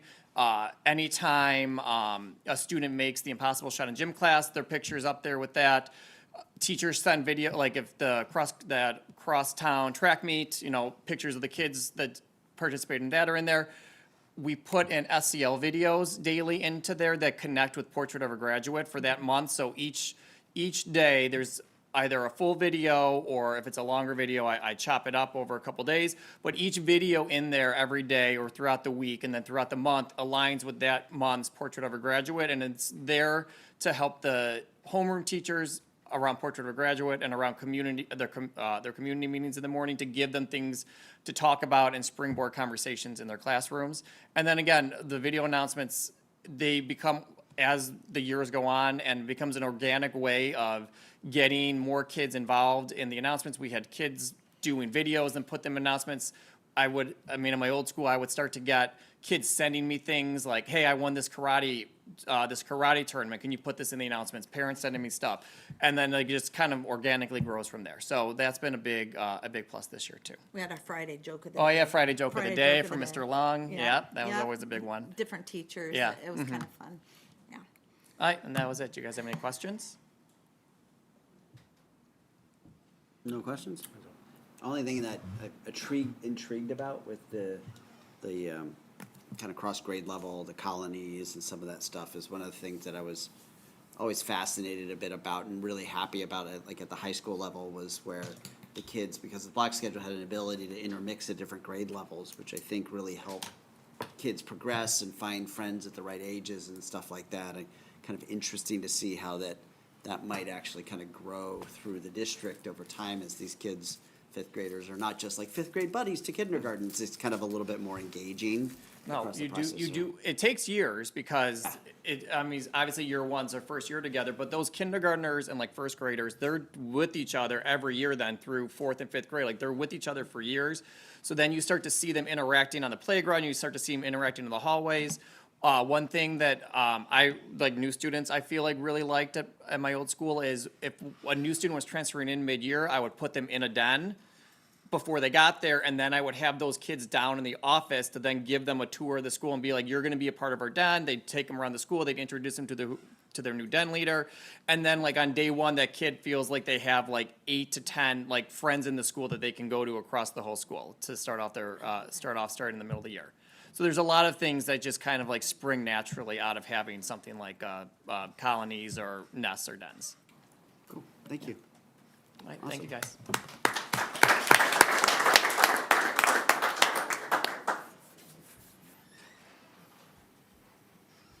Our last presentation is a video, since Principal Prentice could not join us today.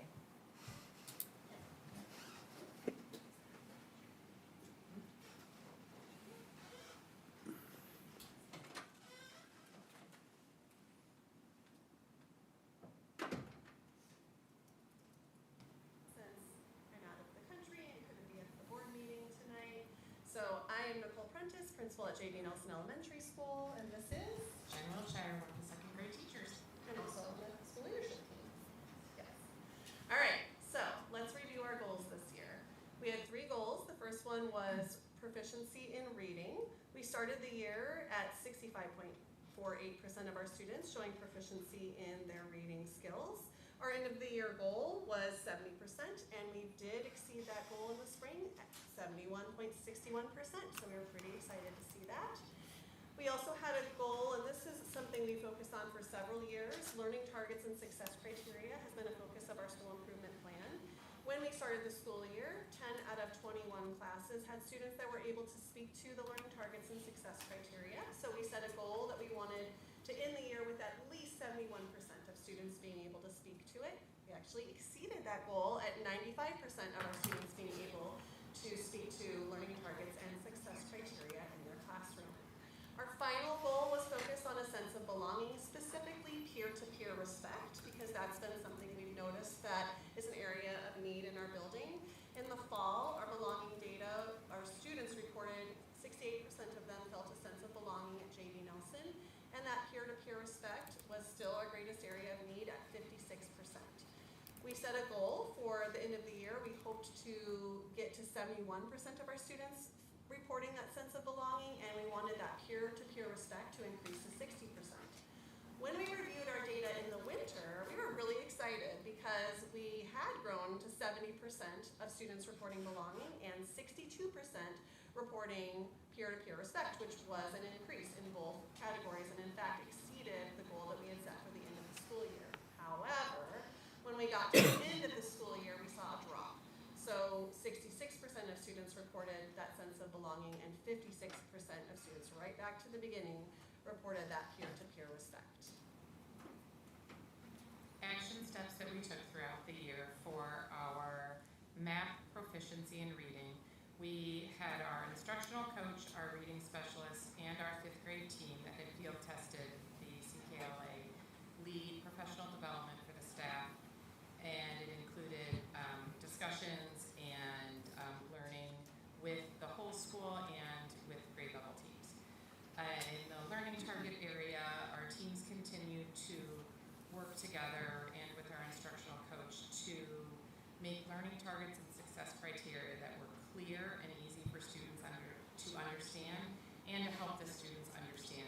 how to use them and why they are important for their own learning.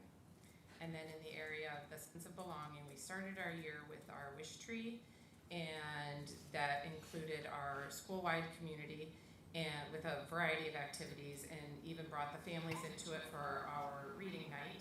And then ongoing things throughout the year, we had our daily JV promise that was said together every morning. We had mindful Mondays, grade level buddies that focused more on inclusive activities between the two, and we tried to make those a shared experience for the whole school.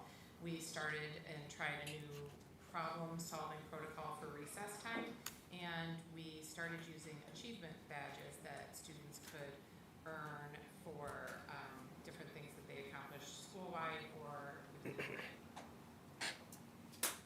As we reflected on this year, our instructional rounds and champs rounds showed that we had significant growth. We had met our targets on these goals, so we have focused on the learning targets and success criteria in our school improvement plan for the last several years, and we really feel like we have met those goals. So we want to continue that work, but that is not going to be the focus of our school improvement plan moving forward.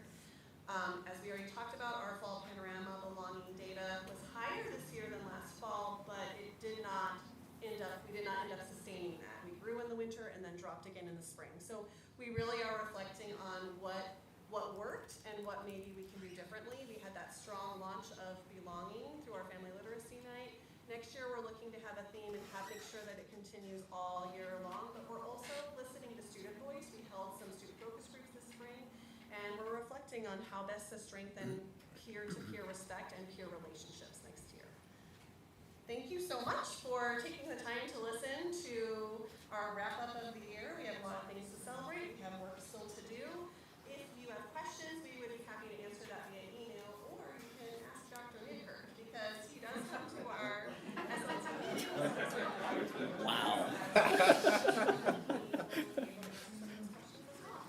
Thank you so much. Well, any Questions do you have for Mr. Nicole? Is there, so I've seen some consistency with those like SEL scores that they'll go up in the winter and then drop again in the spring. Is there any explanation? I think context is always important, right? Like, as a student, we're kind of just taking a little dipstick of where they're at with that sense of belonging in those 4 questions. So I think anytime you're doing that type of assessment, it's very context driven. So, and that's complicated, right? Like, we don't know what's going on in kids' family life, what's going on at school. Their peer relationships are, at that age, developmentally pretty volatile sometimes, and they're changing. So I think it's just when you're taking that dipstick. I think the overall kind of purpose is to see where are we headed as a system, right? Do we have systems in place to continue to increase that performance? Little kind of ups and downs, I think, are to be expected in that. Natalie, did you want to add anything? I think one of the things, yeah, go for it. This is trend data, right? Yeah. So, we're looking at growth over time, and what research and panoramas support us in understanding is that we should be expecting that there's consistent growth of about 1 percentile across the span of the year. And I think, like, to me, the more important part is, like, we're doing the assessment, we're listening to kids, but then as you heard from all of these buildings, they're reacting and changing. And I think that's the important part, is they're trying to find out what's going on with our kids, how can we increase that? And to me, those conversations are super valuable. Listening to our kids is super valuable, and then just moving forward with those plans.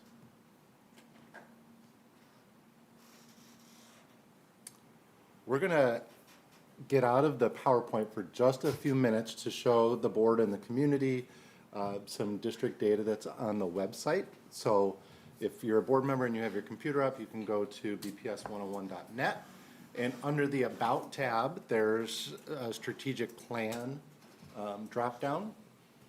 And then there is the interactive dashboard link that's right there.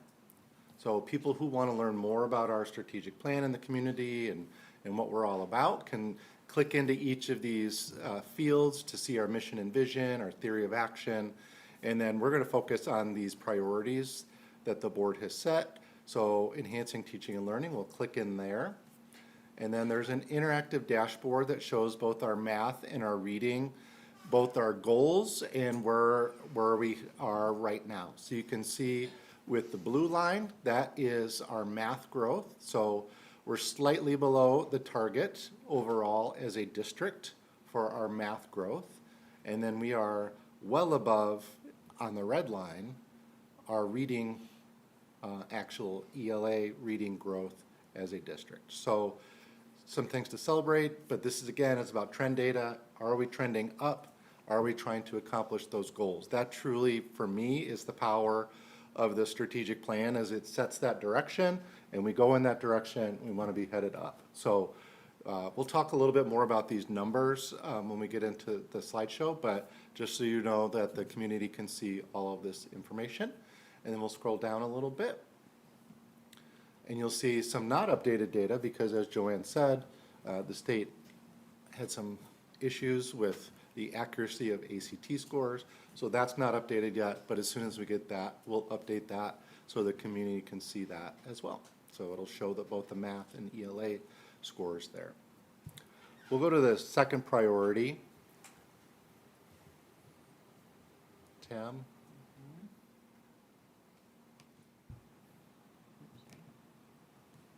Holly gets the, she loves driving while people just kind of bark out things at her. So we'll go to priority 2.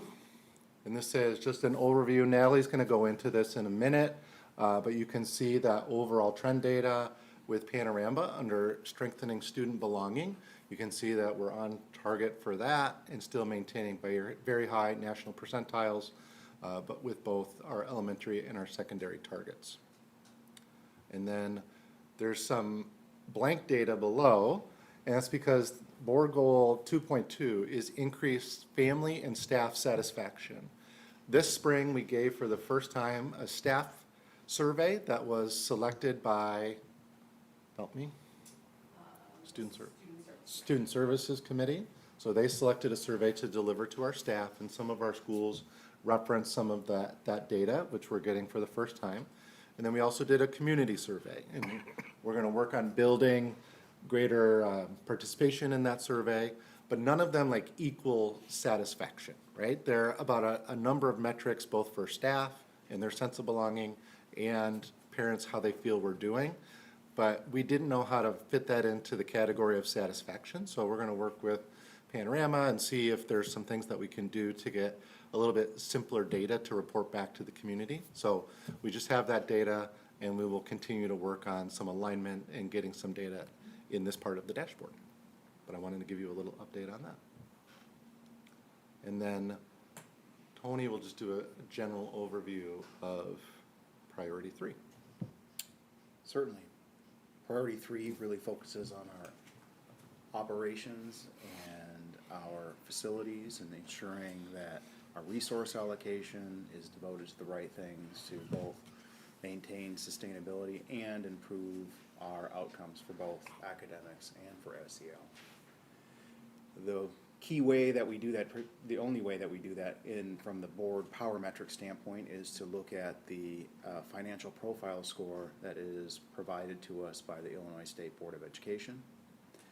In the last few years, we've seen a perfect score of 4.0 on that profile. And the minimum with the target baseline is just above 3.5. I think it's 3.53 if memory serves exactly. We do anticipate that we will not continue to see 4.0 scores in the future. I do expect in fiscal year 2026 that we're about to finish, it will be a 4.0. But in 2027 and the years after, we'll see that decrease probably right to about that 3.5 level as we're spending down our reserves, and that will count against us because we won't have as much cash on hand in case we face some adverse financial conditions. So we're going to keep an eye on that, but I do expect we'll meet the goal, but it's not going to necessarily be a perfect score moving forward. But that is one of the key ways that we measure our ability to be able to allocate resources where they need to be. So we thought we'd use the website just to highlight it, show that people can go here and look at this data. We'll willingly take any feedback you have about what could be better for our community to see, but I think this gives them ready access to some data, as well as these presentations being put online and doing them here. So if you have feedback, please seek us out and we'll do that. Is there a feedback option here for the people viewing? Not that I'm aware of, is there? There is a feedback, it's not necessarily on this page. Actually, if you scroll to the bottom there, maybe. No. There are feedback mechanisms on the website, but not necessarily on the strategic plan page. Okay. So if you could go to contact us, you can provide feedback on any topic, including the strategic plan. Just two quick questions. For the staff belonging, what's your goal percentage of the staff taking this questions? It was a little bit wonky this year because the state moved, there's the 5 essentials data that Tara referenced. We want to not do that survey and focus on our own in-house surveys through Panorama. So in order to do that, you have to apply for like a waiver from the state of Illinois. They moved the timeline from like October to the following January. So next year, we plan to apply to not give the 5 essentials, which would help us to focus on getting all of our staff. You still want about 95% of your staff. That's kind of the goal that the state puts for 5 essentials if your district is going to participate in that. So we still want about 95% of our staff participating in that survey. What about the community? Like, what's the goal for the community? Anything over 20 for a community survey is like really, really good. So 20 would be, to me, like, that would give us some really good data. We were below that this year. Are the staff and community surveys once a year, 3 times a year? Once a year, yeah. Those would be once a year, kind of in that February, March timeframe. So, because of this year, we were putting kind of emphasis on taking 5 essentials and the Panorama survey. I think we kind of diluted our pool of participants. But hopefully we fix that for next year. And then we'll go to the slides. Just kind of going through these, kind of, you want me to go?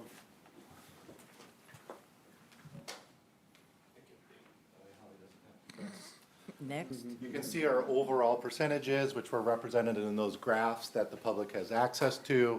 But let's spend a few minutes here talking about MAP growth and then how this is disaggregated. So here we have both reading and math growth, math on the left, reading on the right. And you can see our overall percents are very solid in terms of our overall growth. But when we start to look, we can start to see some things that I'm really actually proud of. So typically, what we've seen is a gap between low income, IEP students, EL students, Black and Hispanic students. So when we take a look at those categories, so like the top 5 of the 6 rows there, we can see that we're getting pretty nice growth, some growth that we haven't seen necessarily from some of those subgroups before. So that is something that we're watching, we're taking a look at, we're kind of proud of some of those numbers inching up. So if you look at reading, same type of thing, moving for IEP students from 50 to 54. Carrie's going to talk a little bit about this in a few minutes. Low income, 44 to 56%. And then EL students, 41 to 51%. Black students, 42 to 54% of them meeting those growth targets. Those are pretty impressive numbers that our staff has worked so hard at reaching every student. It's something to me to really take some pride in. So we hope with the implementation of new curriculums next year, we continue to see this growth. We have high expectations of our kids, and I think that's a huge piece of our success this year, is having that high expectation. Natalie, do you want to come up and ACT? Yeah, go ahead. I apologize, the math, was that grades 1 through 5, or 1 through 6, or I don't remember, I'm sorry if you said. This is K through 8. ACT, we'll come back to that. You want to talk about this, or we'll go to the next one? You can go to the next slide. Okay. So really within BPS, just like we're celebrating academic growth, we are celebrating the work of staff and students in achieving our goals that we set forth in positive student ratings of belongingness. So belongingness in Batavia is a culmination of both skills, social emotional learning skills, and our environmental conditions, learning conditions. So our skills are anchored in some of the terms that you've heard already from our buildings. So it's that BPS Portrait of a Graduate, our Illinois State Board of Education social emotional standards, and the CASEL social emotional competencies. And our conditions are anchored in those predictable classroom environments. You've heard CHAMPS throughout the day today. Student agency and voice, identity affirmation, psychological safety, and responsive discipline practices. So that's how we define those two skills and conditions in the district. So our student voice belonging data for grades 3-5 has demonstrated a 1% increase from spring of 25 to spring of 26. We're noticing differences in positive ratings of experiences of belonging amongst our demographic groups. So we're definitely celebrating the growth of some demographic groups. Notably, you just heard about our Black students exceeding some growth measures in academics. We're also seeing higher rates of improvement for ratings of positive ratings of sense of belonging, as well as our Asian student demographic group and students in grades 3-5 who are 2 or more races.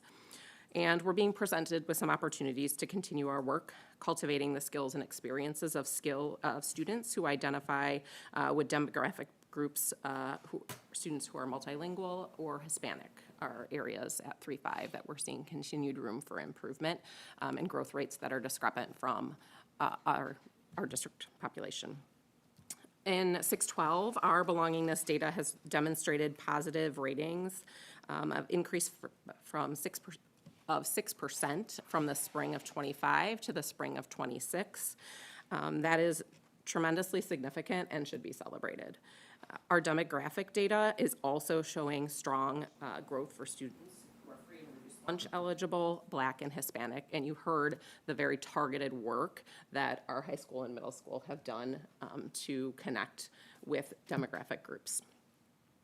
We do continue to see opportunities at the 6-12 level as well to cultivate skills and conditions for those students who are multilingual, as well as our students who are IEP eligible in grades 6-12.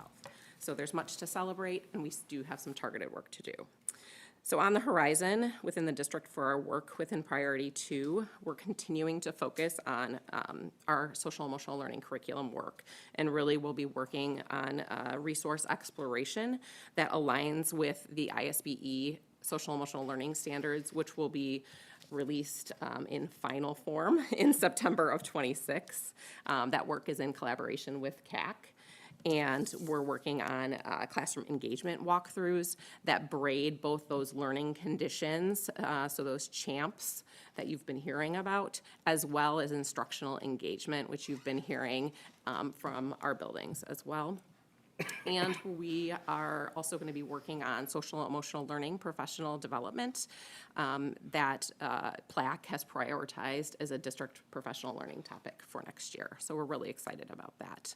Our administrative team are going to be working within their professional learning focus this summer on restorative practices for school culture, and the focus of that is really to proactively build relationships, foster psychological safety, support accountability and repair, and strengthen inclusive environments for both students and staff as a way to start responding to that staff belongingness data and the staff well-being data we saw as well.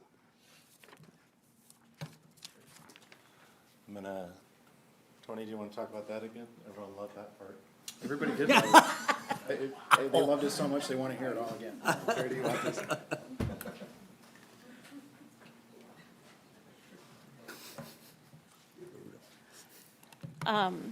I'm Carrie Rue. I'm the Director of Special Education, and in December, I had the privilege of sharing with you the journey our district had undertaken related to our state citation for many years for significant disproportionality of over-identification of Black students for specific learning disabilities. And we really highlighted and outlined the shifts we've taken as a system to improve student outcomes.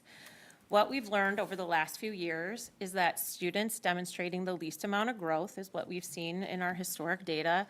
Were often the same students missing the most instructional time through absences, restrictive discipline, missing core instruction, or not thriving in some of the classroom structures and routines that we had. What we have done on this journey as we came to understand is that if students do not feel connected to their classroom, the adults, peers included in instruction, they're not finding themselves showing their capabilities within our school community, and disengagement becomes an issue long before achievement gaps appear in our academic data. So this understanding of the journey that we were on as a district shifted our work amongst all of our committees, our school improvement plans, our conversations, and our PLCs. And as you have seen tonight, our district efforts, our staff, our teams have never been about reducing identification numbers for simply meeting compliance. We really have shifted our practices and our beliefs as educators. We're focusing on understanding and addressing the root causes behind student outcomes by strengthening their engagement, inclusive practices, and meaningful connections for all of our students. So today, for the first time, I'm proud to stand here and celebrate not only are we below the risk ratio for ISB, but we have officially received notification that we are finally off the significant disproportionality citation list. So this is a huge celebration for our entire district tonight, because after many years of collaboration, conversations, reflection, and intentional planning by our staff and our administrators across the district, this data has become possible for our students. So this accomplishment reflects the entire dedication of a district of individuals who believe that every student deserves to feel connected, supported, successful, and every staff member is working to ensure that this happens. So coming off this citation is not an endpoint for our district, but rather a continued responsibility to sustain our progress and continuously improve our practices in support of all of our students. As we've talked about before, there's opportunities that are ahead of us that I'm confident that we'll be able to maintain and sustain this growth. So while we are all here proud of how far we've come, we want to celebrate our successes. We also need to stay vigilant and remain committed to ensuring that every student feels connected, supported, and successful within our schools. So thank you to Batavia for all the hard work and effort, because it should be very, very much celebrated tonight. So thank you.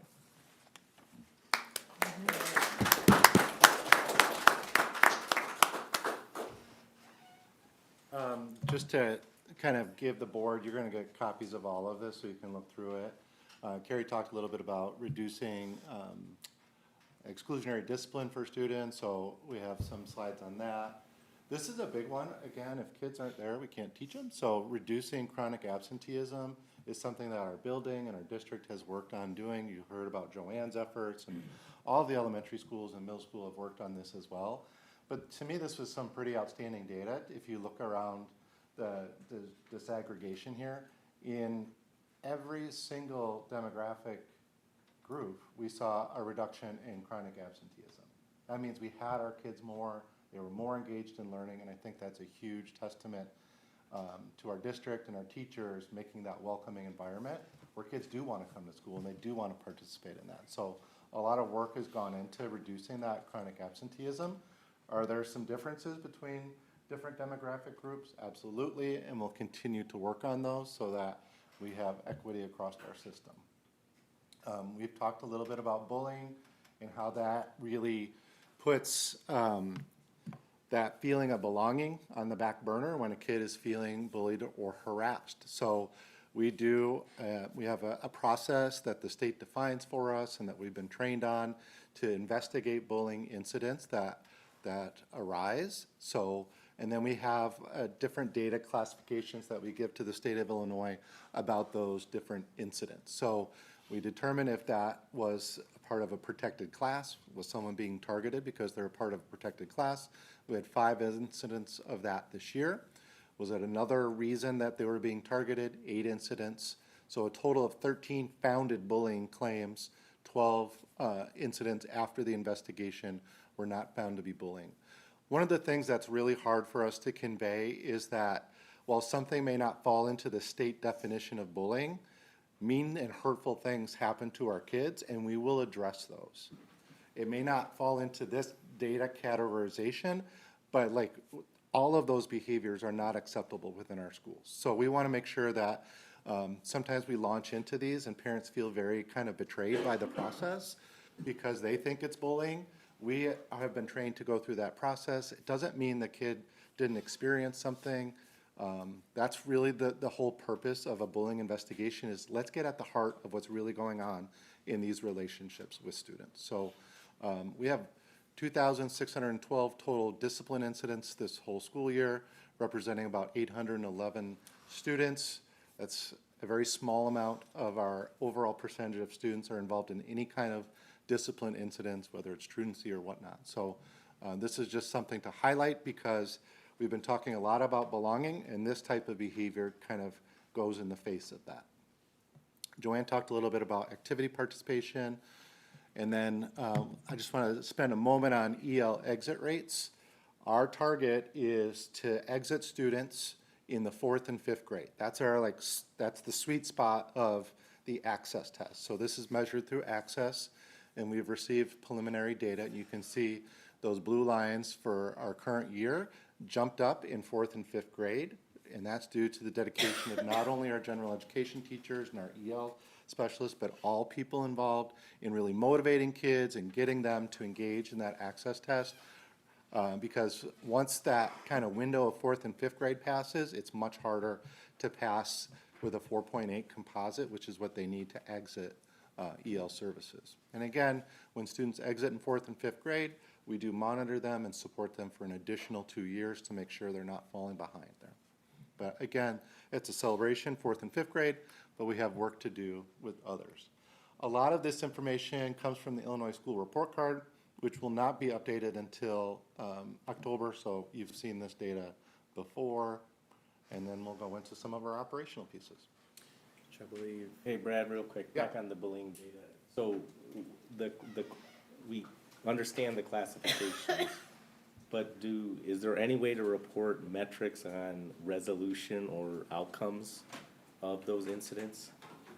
Or do we do that? Give me a little bit more, like what would you be looking for? So you said, I don't know, protected class, 5 incidents.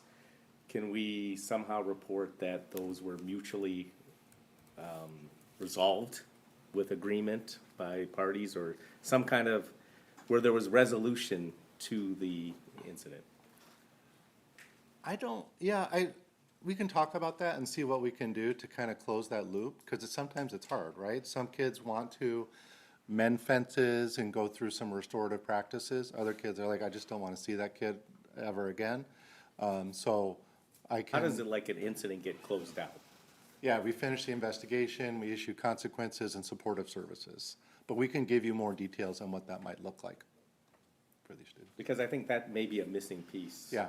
Here. It's like people think nothing's You've happening. identified them, and even the 2,612. Yeah. It's, how do we convey to our stakeholders that progress was made, you know? Yeah, I think would be something to help kind of tell a better story about school discipline. Most people are not super happy that they're involved in that whole process, but we can talk about like the types of interventions, the types of supportive services that we're able to offer to help kind of heal some of those wounds. Sorry. Do you keep track of the type of incident, you know, for the ones that aren't bullying but are discipline incidents? Do you keep track of how many of a certain type? Yeah. So my question is what is a discipline incident? Is a detention a discipline incident? Yes. So this is everything. So I guess I don't know what to call it, like the lowest form would be like a lunchroom detention or like that, and then obviously the highest one would be an expulsion, correct? Expulsion would be the top, yes. And then, so what is the biggest category of discipline incidents? Like, what is the most given, I guess is what the question would be. The most given consequence? I don't know that, but I can get you that information for sure. I mean, I'm sure it might be different from It's different different grades. levels, yeah. So, I mean, if I could have it, like, I said, for elementary, middle school, and then high school. Great. Yep, no problem. Is that something all of us are interested in? Just want to make sure. Yeah. Okay. Yeah, it's very easy to break that information down and give you both consequences and then major infractions. Just to help me narrow down on the question that Raquel was talking about, you know, like there's significant discipline incidences and there's kind of like day to day, like where does it end up? Is it a teacher telling a student to settle down and be quiet and be respectful enough times that they write them up, or where is it up on that? It can be part of that. Some buildings have different processes on how they do that as to what equals an office discipline referral. So that's where the yeah, line is. the office discipline. So anything that comes to the office is represented in that 2,612 Okay. number. If a teacher's handling that within their classroom, we don't know about it. Okay. But sometimes there's so many of those incidents that teachers are handling that it would rise to the level of an office discipline referral. Well, they But that get- office discipline referral might have like 5 things behind it Right, of that they've course. been struggling with. Understood. Okay. Thank you. And do you keep track of comparison year to year to see if progress has been made? Yeah, we do look at that over the years. We had some pretty dark years around 2020, 2021, even into 2022, and we've seen a downtick in a lot of our discipline incidents since then. And I think a lot of that actually has to do, sorry, Tom, with our focus on belonging, right? So if a kid feels like they belong, if we're teaching them how to do conflict resolution, I think those are all positive things that have helped. Go ahead, Tom, sorry. No. You give much better answers than that. What was I gonna say? I was gonna share. I'll stall for you for a minute. So one of the things that I'm intrigued about is the absenteeism, because to me, and I'm looking for a kind of confirmation from everyone here, or you feel free to tell me I'm overreaching a bit. To me, that feels a bit foundational, right? Like, yes, having them in, you'll get more in year one, but the more they're there over year 2, year 3 is kind of, my impression would be that it's a kind of a compounding effect, you know, because you're engaging them, you're teaching them the joy of learning, they're there to participate. It's kind of like, it's a self-feeding process, you know, so I'm intrigued about that as it moves forward. Did I Thank see? you for the stuff. Yeah, you're welcome. Appreciate it. Yeah.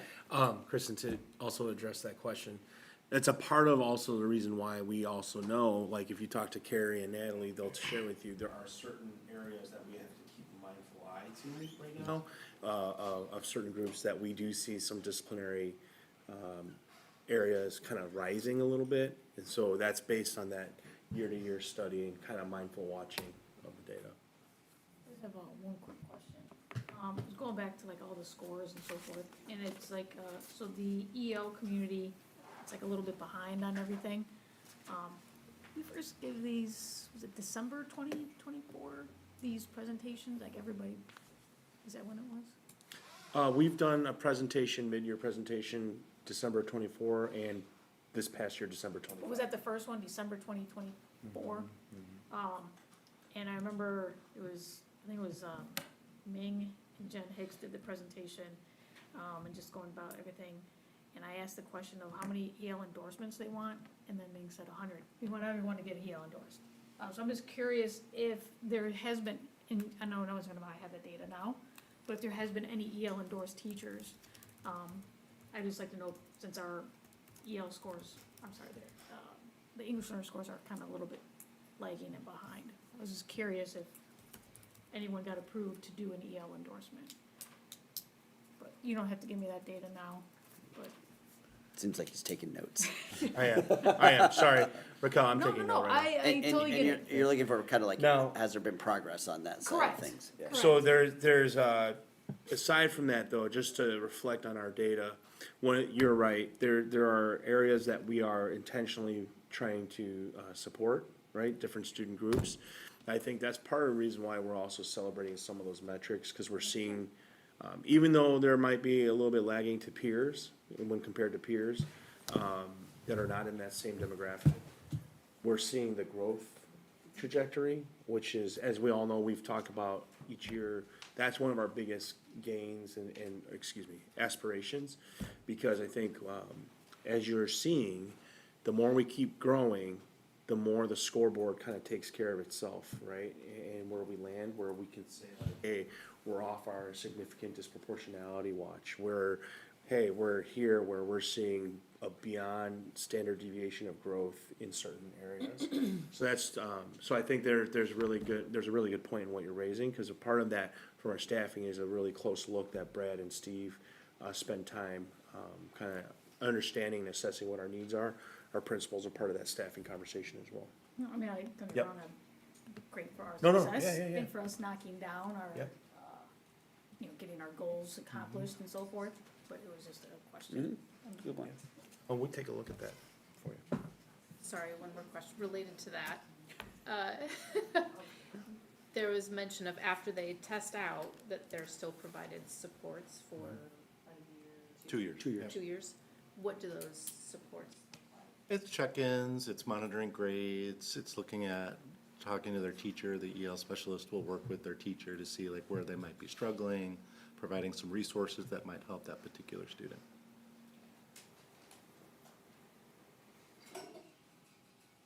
Any further questions for Dr. Newkirk? All right. Well, we're going to shift from talking about student learning to how we support student learning in the operations side. So from the business office standpoint, we're going to look at two different goals.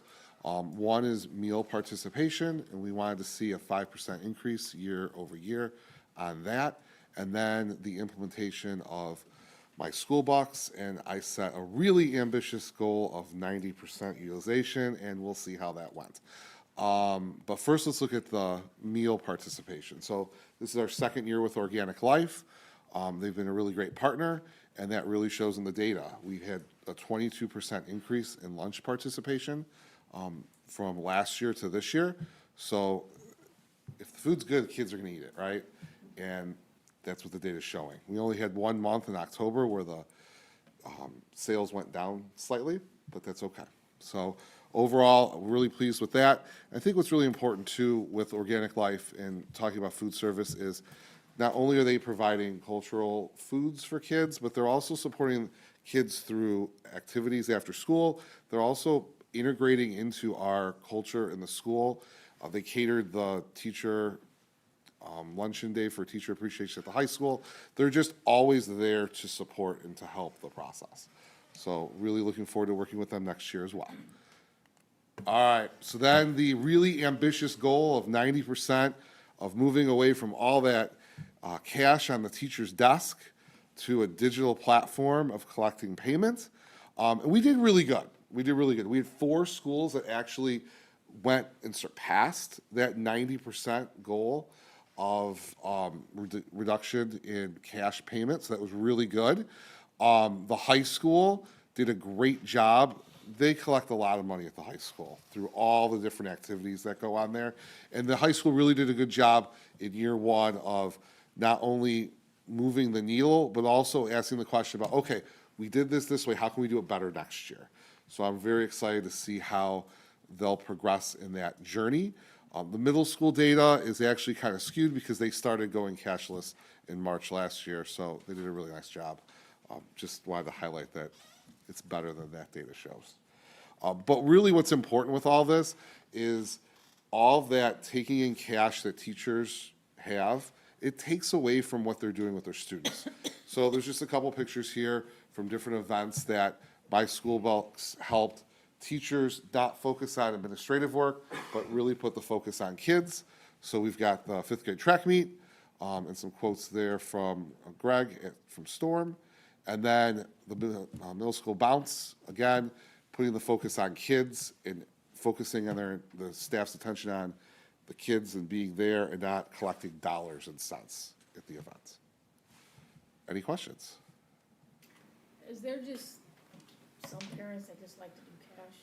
Yeah, and that's okay. I mean. That's okay. That's perfectly fine. Like, the goal is never going to be 100%. You know, I always like to think about we're not Portillo's drive-through. Like, we will still take cash. So it's okay. But what this does is it allows the staff to focus on what they're doing and not keeping track of all these dollars.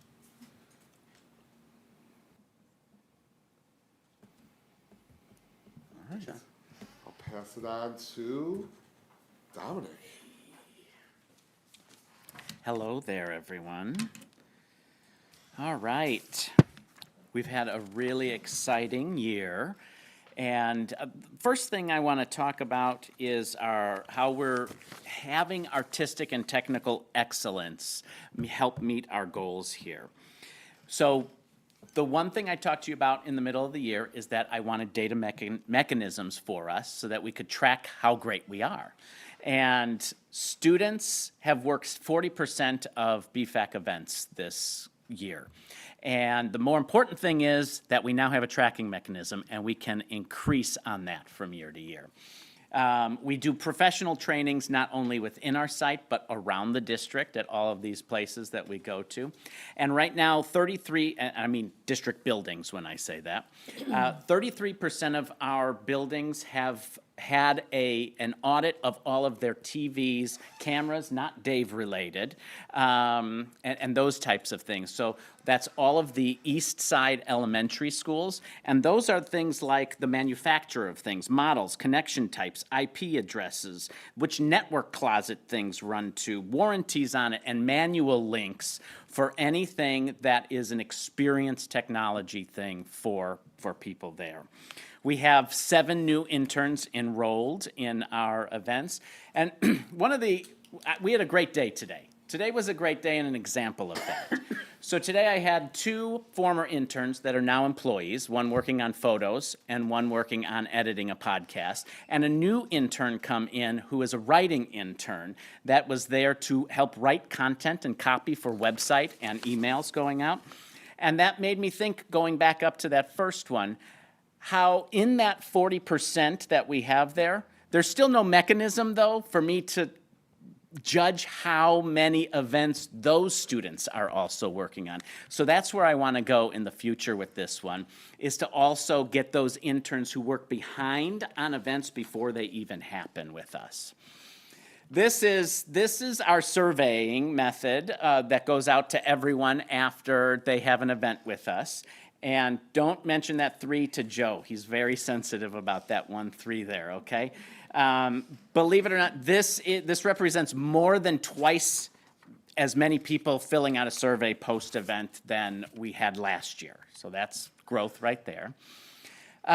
Systems around our district, we designed, implemented, and trained staff on 8 systems around the district, from LRCs and digital signage to new music room, really a new way of having a music room at HC Storm and soon to be Louise White. We have 9 systems coming next year, already designed and ready to be implemented and then trained next year. Our front of house inspection log, we got a baseline on that, so that's another way. Every time we have an event, we want someone's eyes on every part of our building to make sure that it is safe and it is looks pretty. And we're at 48% right now. It's going throughout this in the middle of the year, we identified reasons on why that might not be as high.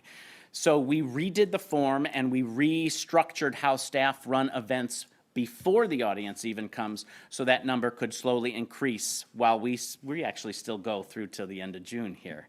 And we have some great new improvements that we have done on an ADA level. Specifically, we are upgrading our hearing assistance devices within the main stage and the black box this summer.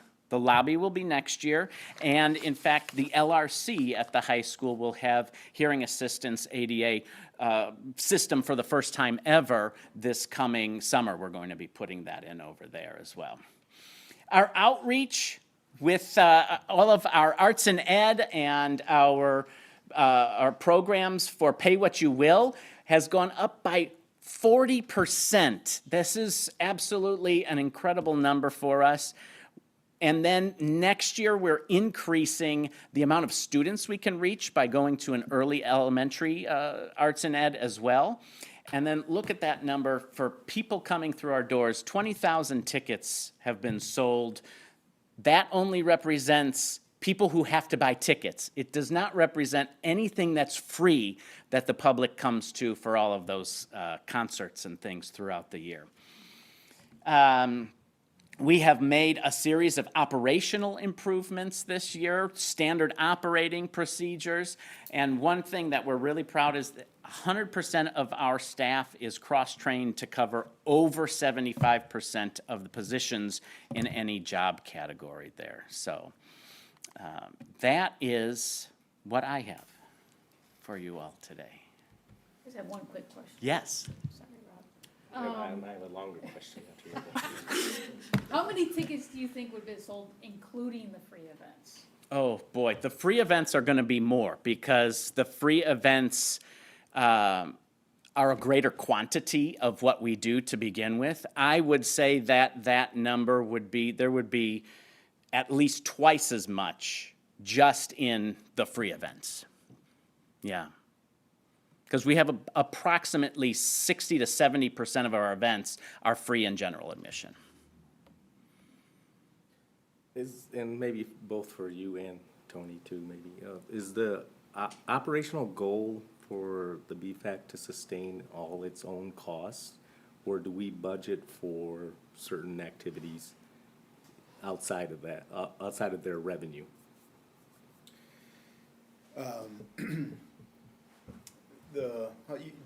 Dominic was around when it was first conceived, and I wasn't necessarily directly involved in these conversations when the BFAC was first built and the financial model was, the philosophies were laid out. So I'll let you answer that question. Yeah, there's a formula that says basically how much our youth, having Grace McWayne concert and Louise White concert and whatnot would be to have it there.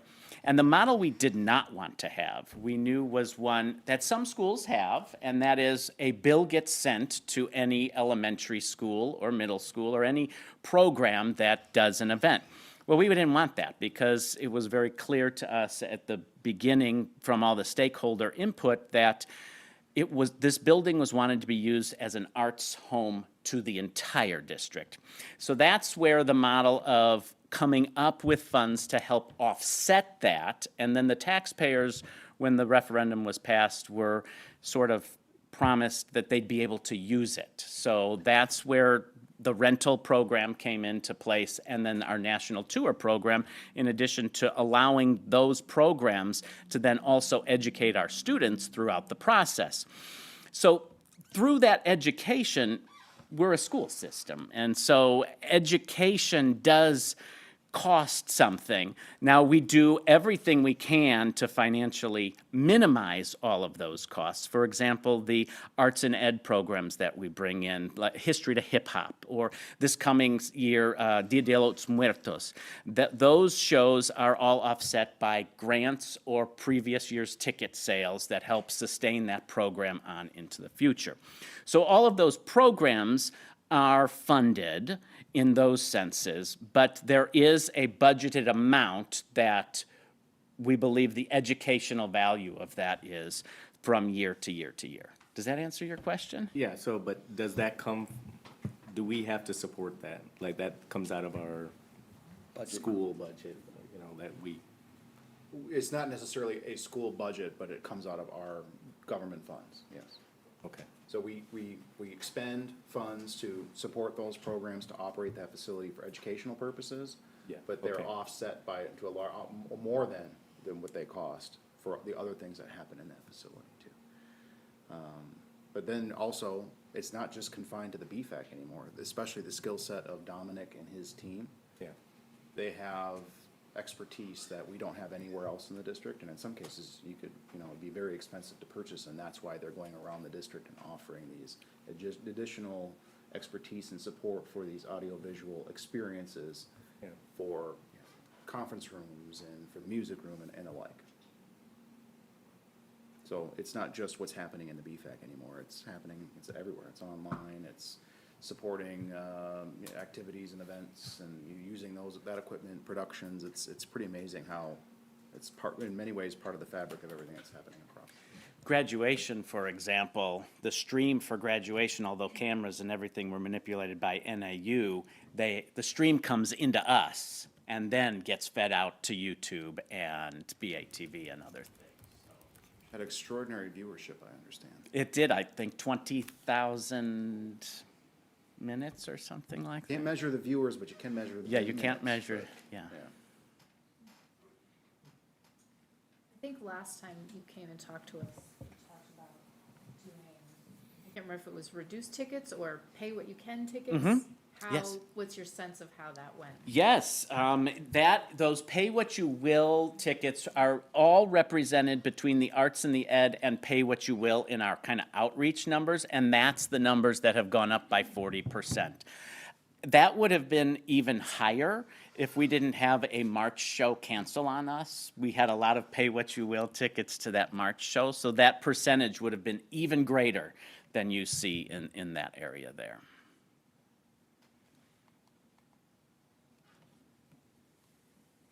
Just one more, let's follow up, and what I'm trying to get at is, I Yes. think you have a good story to tell. Yes. I don't necessarily know the community understands. Sure. 'Cause they kind of look at what the BFAC does, and, you know, what it costs, and they look at the numbers, and, they'll say, make comments about that.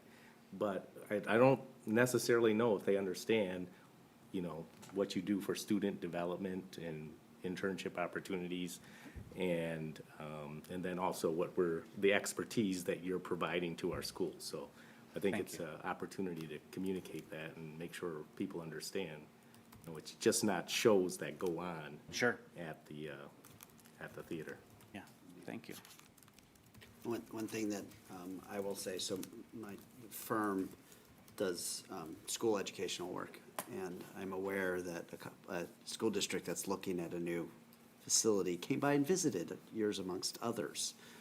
And we heard very nice things about things we've already known, but it's difficult because a number of our kids have played in there in the BFAC and done plays and been in the pit and everything else, and how well it's set up and the acoustics and all that other stuff. But I think people don't realize kind of a little kind of gem we have that really is at a professional level, not just because you get these professional touring groups and these national touring groups that come by, but also that there are others that are striving to create what we have. Yeah, So. I'll even share this. Here, I'm gonna pass it around. I brought this in for you. Because we have up front also a merchandise area. And we sell in the merchandise area this item right here, and that is a student artist. So that student artist makes this jewelry, and they are understanding that there's a career to do that. And it'll fit your casted arm just perfectly. But that's just a little story of how how the students can find their home and a world outside of the educational system for them in the arts. No, that's a great story. Thank you. All right. Thank you, sir.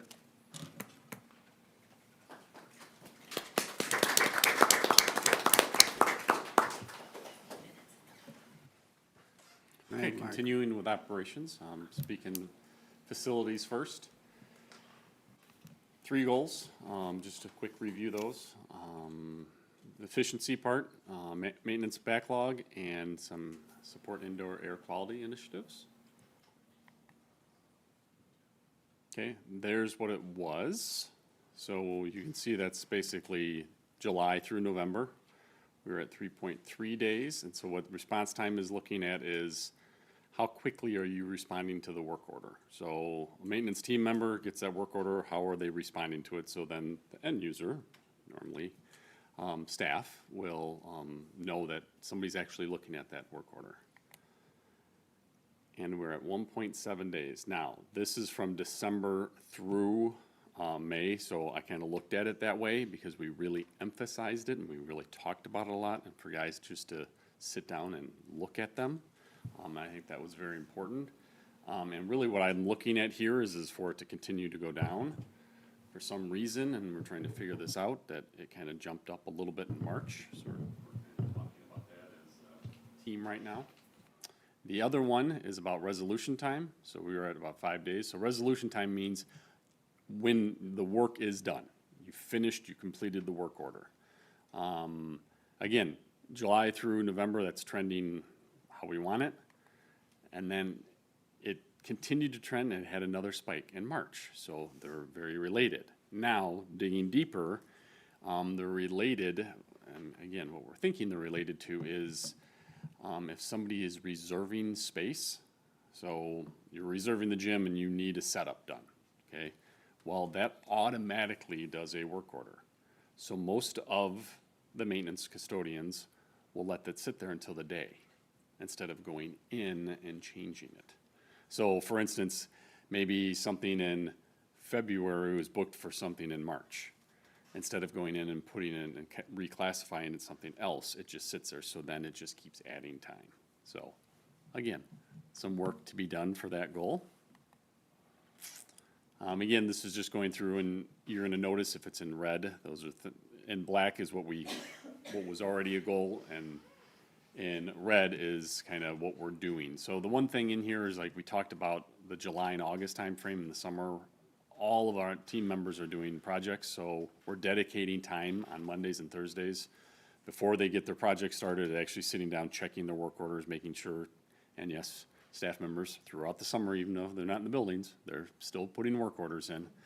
The other thing is we're gonna take a specific maintenance person off a project and try to get some of those done. So then when we come in August, there's not a backlog of multiple work orders. In here is about the backlog.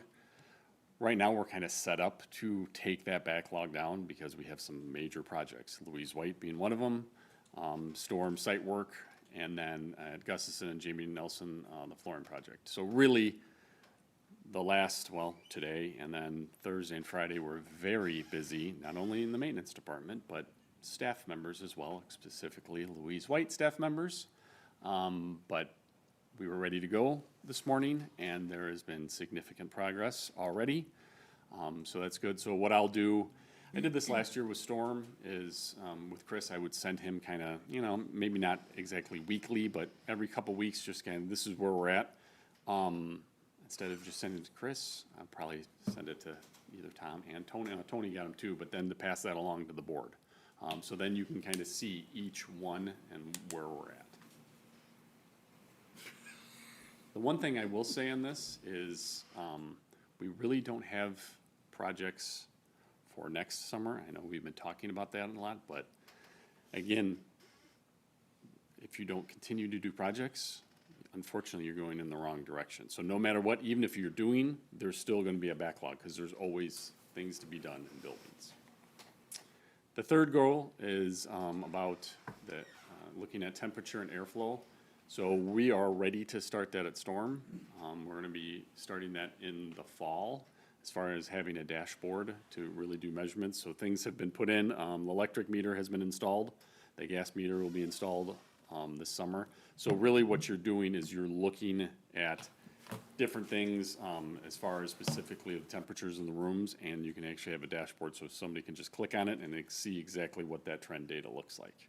Other things we've done in there, and you can see, is obviously filters are being changed, but we're also being very strategic in kind of doing a deeper clean of units, and that's going to be in every 3-year rotation. It's not like they're not getting clean, but we're literally taking things apart and really getting into them, because as things age, we need to continue to keep them running. Before I go to transportation, because I'm up next, any questions on any of those? I just have a quick question. Mm-hmm. Does the state or any other agency have a mandate on air quality for us? They have different mandates. One specifically is you have to let so much outside air in. You're mandated to let 10% of outside air in. So that would be something that's mandated. That's really specifically one of them. There's not anything else that they're coming in and seeing and checking and doing anything like that.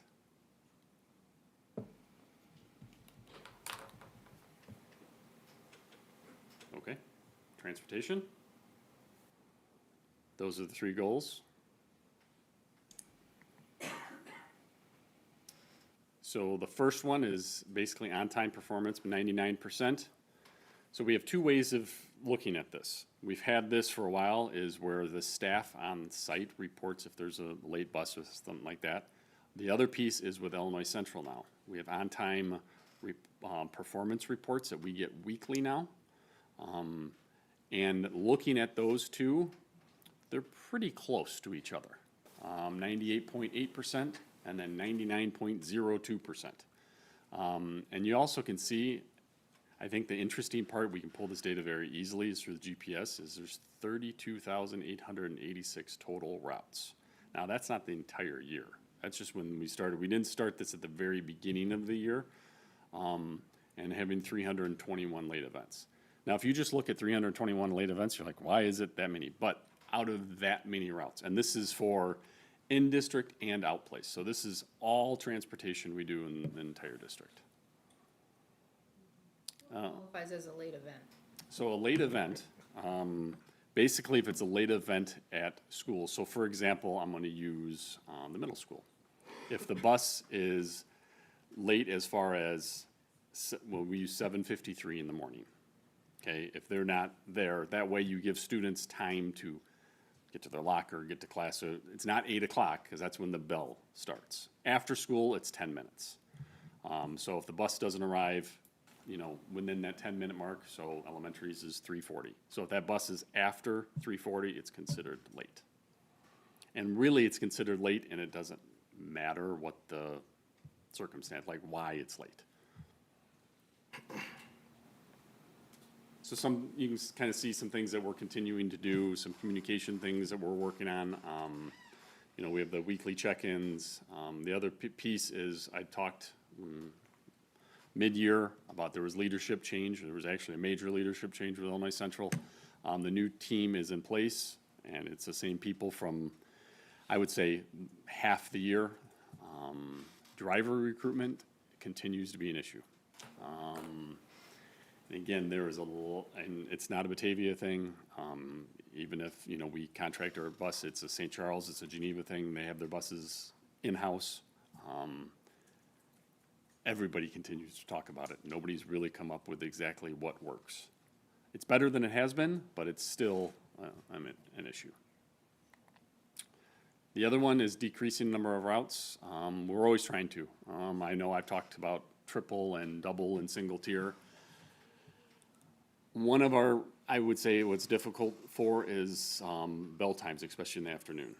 One bridge, and you have bell times that are 30 minutes apart. So it's almost, not almost, it is impossible to get a bus from Rotolo Middle School to Grace McWayne and still drop kids off. I mean, it is very, very difficult to do that. So that does limit the ability to get triple tiers, which you want. You want one bus running as many routes as you can. Talked about drivers, and then the other piece on here is, you know, we're always trying to reduce the number of routes. Obviously, our population's going down a little bit, so that does help. You don't need as many buses, but even throughout this year, you know, you're looking at combining routes if you can. We did go down one from, you know, when I talked last. Accidents. Basically, this is, you don't want, safety is number one. I can say that we had 2 accidents this entire year, and one of them was actually a bus going to pick up kids on a charter with no students on it. It still counts as an accident because it was. And then we did have one, no injuries, nothing like that. It was actually turning around in a cul-de-sac and, you know, did that. So, and if you look at the miles driven, there's 251,000 miles driven for all of our buses this year.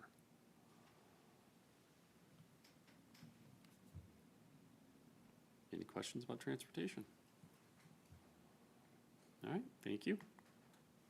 And I believe, Dave, you're right up. All right, I'm just going to update on some statistics from the tech department. So first one is our current ticket counts that we have this year. So basically from January till now, we're starting to see the wind down happen. You can see the red little dotted line as compared to last year. So you can see the graph of doom coming in August. We're hopeful it's going to be a little lower this year with some preemptive stuff we've changed. So I'm anxious to see kind of how that goes. Our current on-time rate is looking great. Our goal is 95%. We've been blowing that away quite a bit for the past actual couple of years now. So it's looking really good. The team's being able to keep up with things, and it's looking really well. This is our current incidents versus requests. Requests are more like, I need this thing versus I broke this thing. Incidents are up a little bit just due to the end of the year and things breaking, kids breaking screens, things like that. This is kind of showing some of that based on the current blue getting a little bit larger. That's related to some of those types of device breakage things and stuff like that. Other than that, really, it's a pretty standard look that we've had in the past 3 years, so nothing really out of the ordinary there. This is the work that a lot of the higher level teams are handling. This is more like data type team, network type teams handling some of these larger changes. It did fluctuate a little bit. We're about halfway through this year, so I'd say we're probably going to see a little bit more increase on comparing to last year's full number. But we're looking pretty standard on trend as far as that's concerned. I am happy to report we only had 2 emergency changes this year, so far since January, so that's a good thing. All the other stuff is fairly routine and just kind of planning projects and things ahead now. Summer, this will actually increase a little bit. So these pending changes may go up a little bit more during that time just because we're doing a lot of our summer work and whatnot. But other than that, everything's going pretty well. That's all I have. So if there's any questions. We're just left field question. Yeah. How are we affected by the Canva thing, if at all? Not that much. There was some data exposed, but it was primarily just email addresses and whatnot. Okay. We used it back in 2022, but they never deleted our data. Right, So so I just, sent that request again. We're still waiting to confirm everything with them, but it's, right now, the last response they had, it's still part of the ongoing investigation, but nothing more than what they've already told us, so. okay. Thanks for asking. All right, thank you. Thanks. Good job.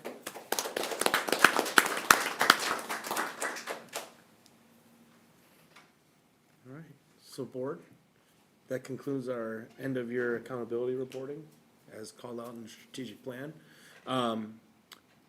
We will, what we've been doing, is providing Cindy with the presentation so she can submit that to the minutes of the board meetings. If you're engaging with someone in the community, you can reference them to the minutes of this board meeting. They'll be able to see whatever they want. You as a board will also get it, and Holly will send you the presentations as well. All right. So on a final note, to wrap that particular portion up of our meeting, I just want to thank all of our teachers, our staff, our principals, just for the incredible amount of work. You all in particular being here on a Tuesday night here on May 26th. Thank you as well for being here. But, I just think everything you've heard tonight, it really just stands on the shoulders of all the work that our people are doing in this district in supporting our students. And really proud of them and proud of our students for really embracing the opportunity to learn and be a student here in our district. That's it. Thank you.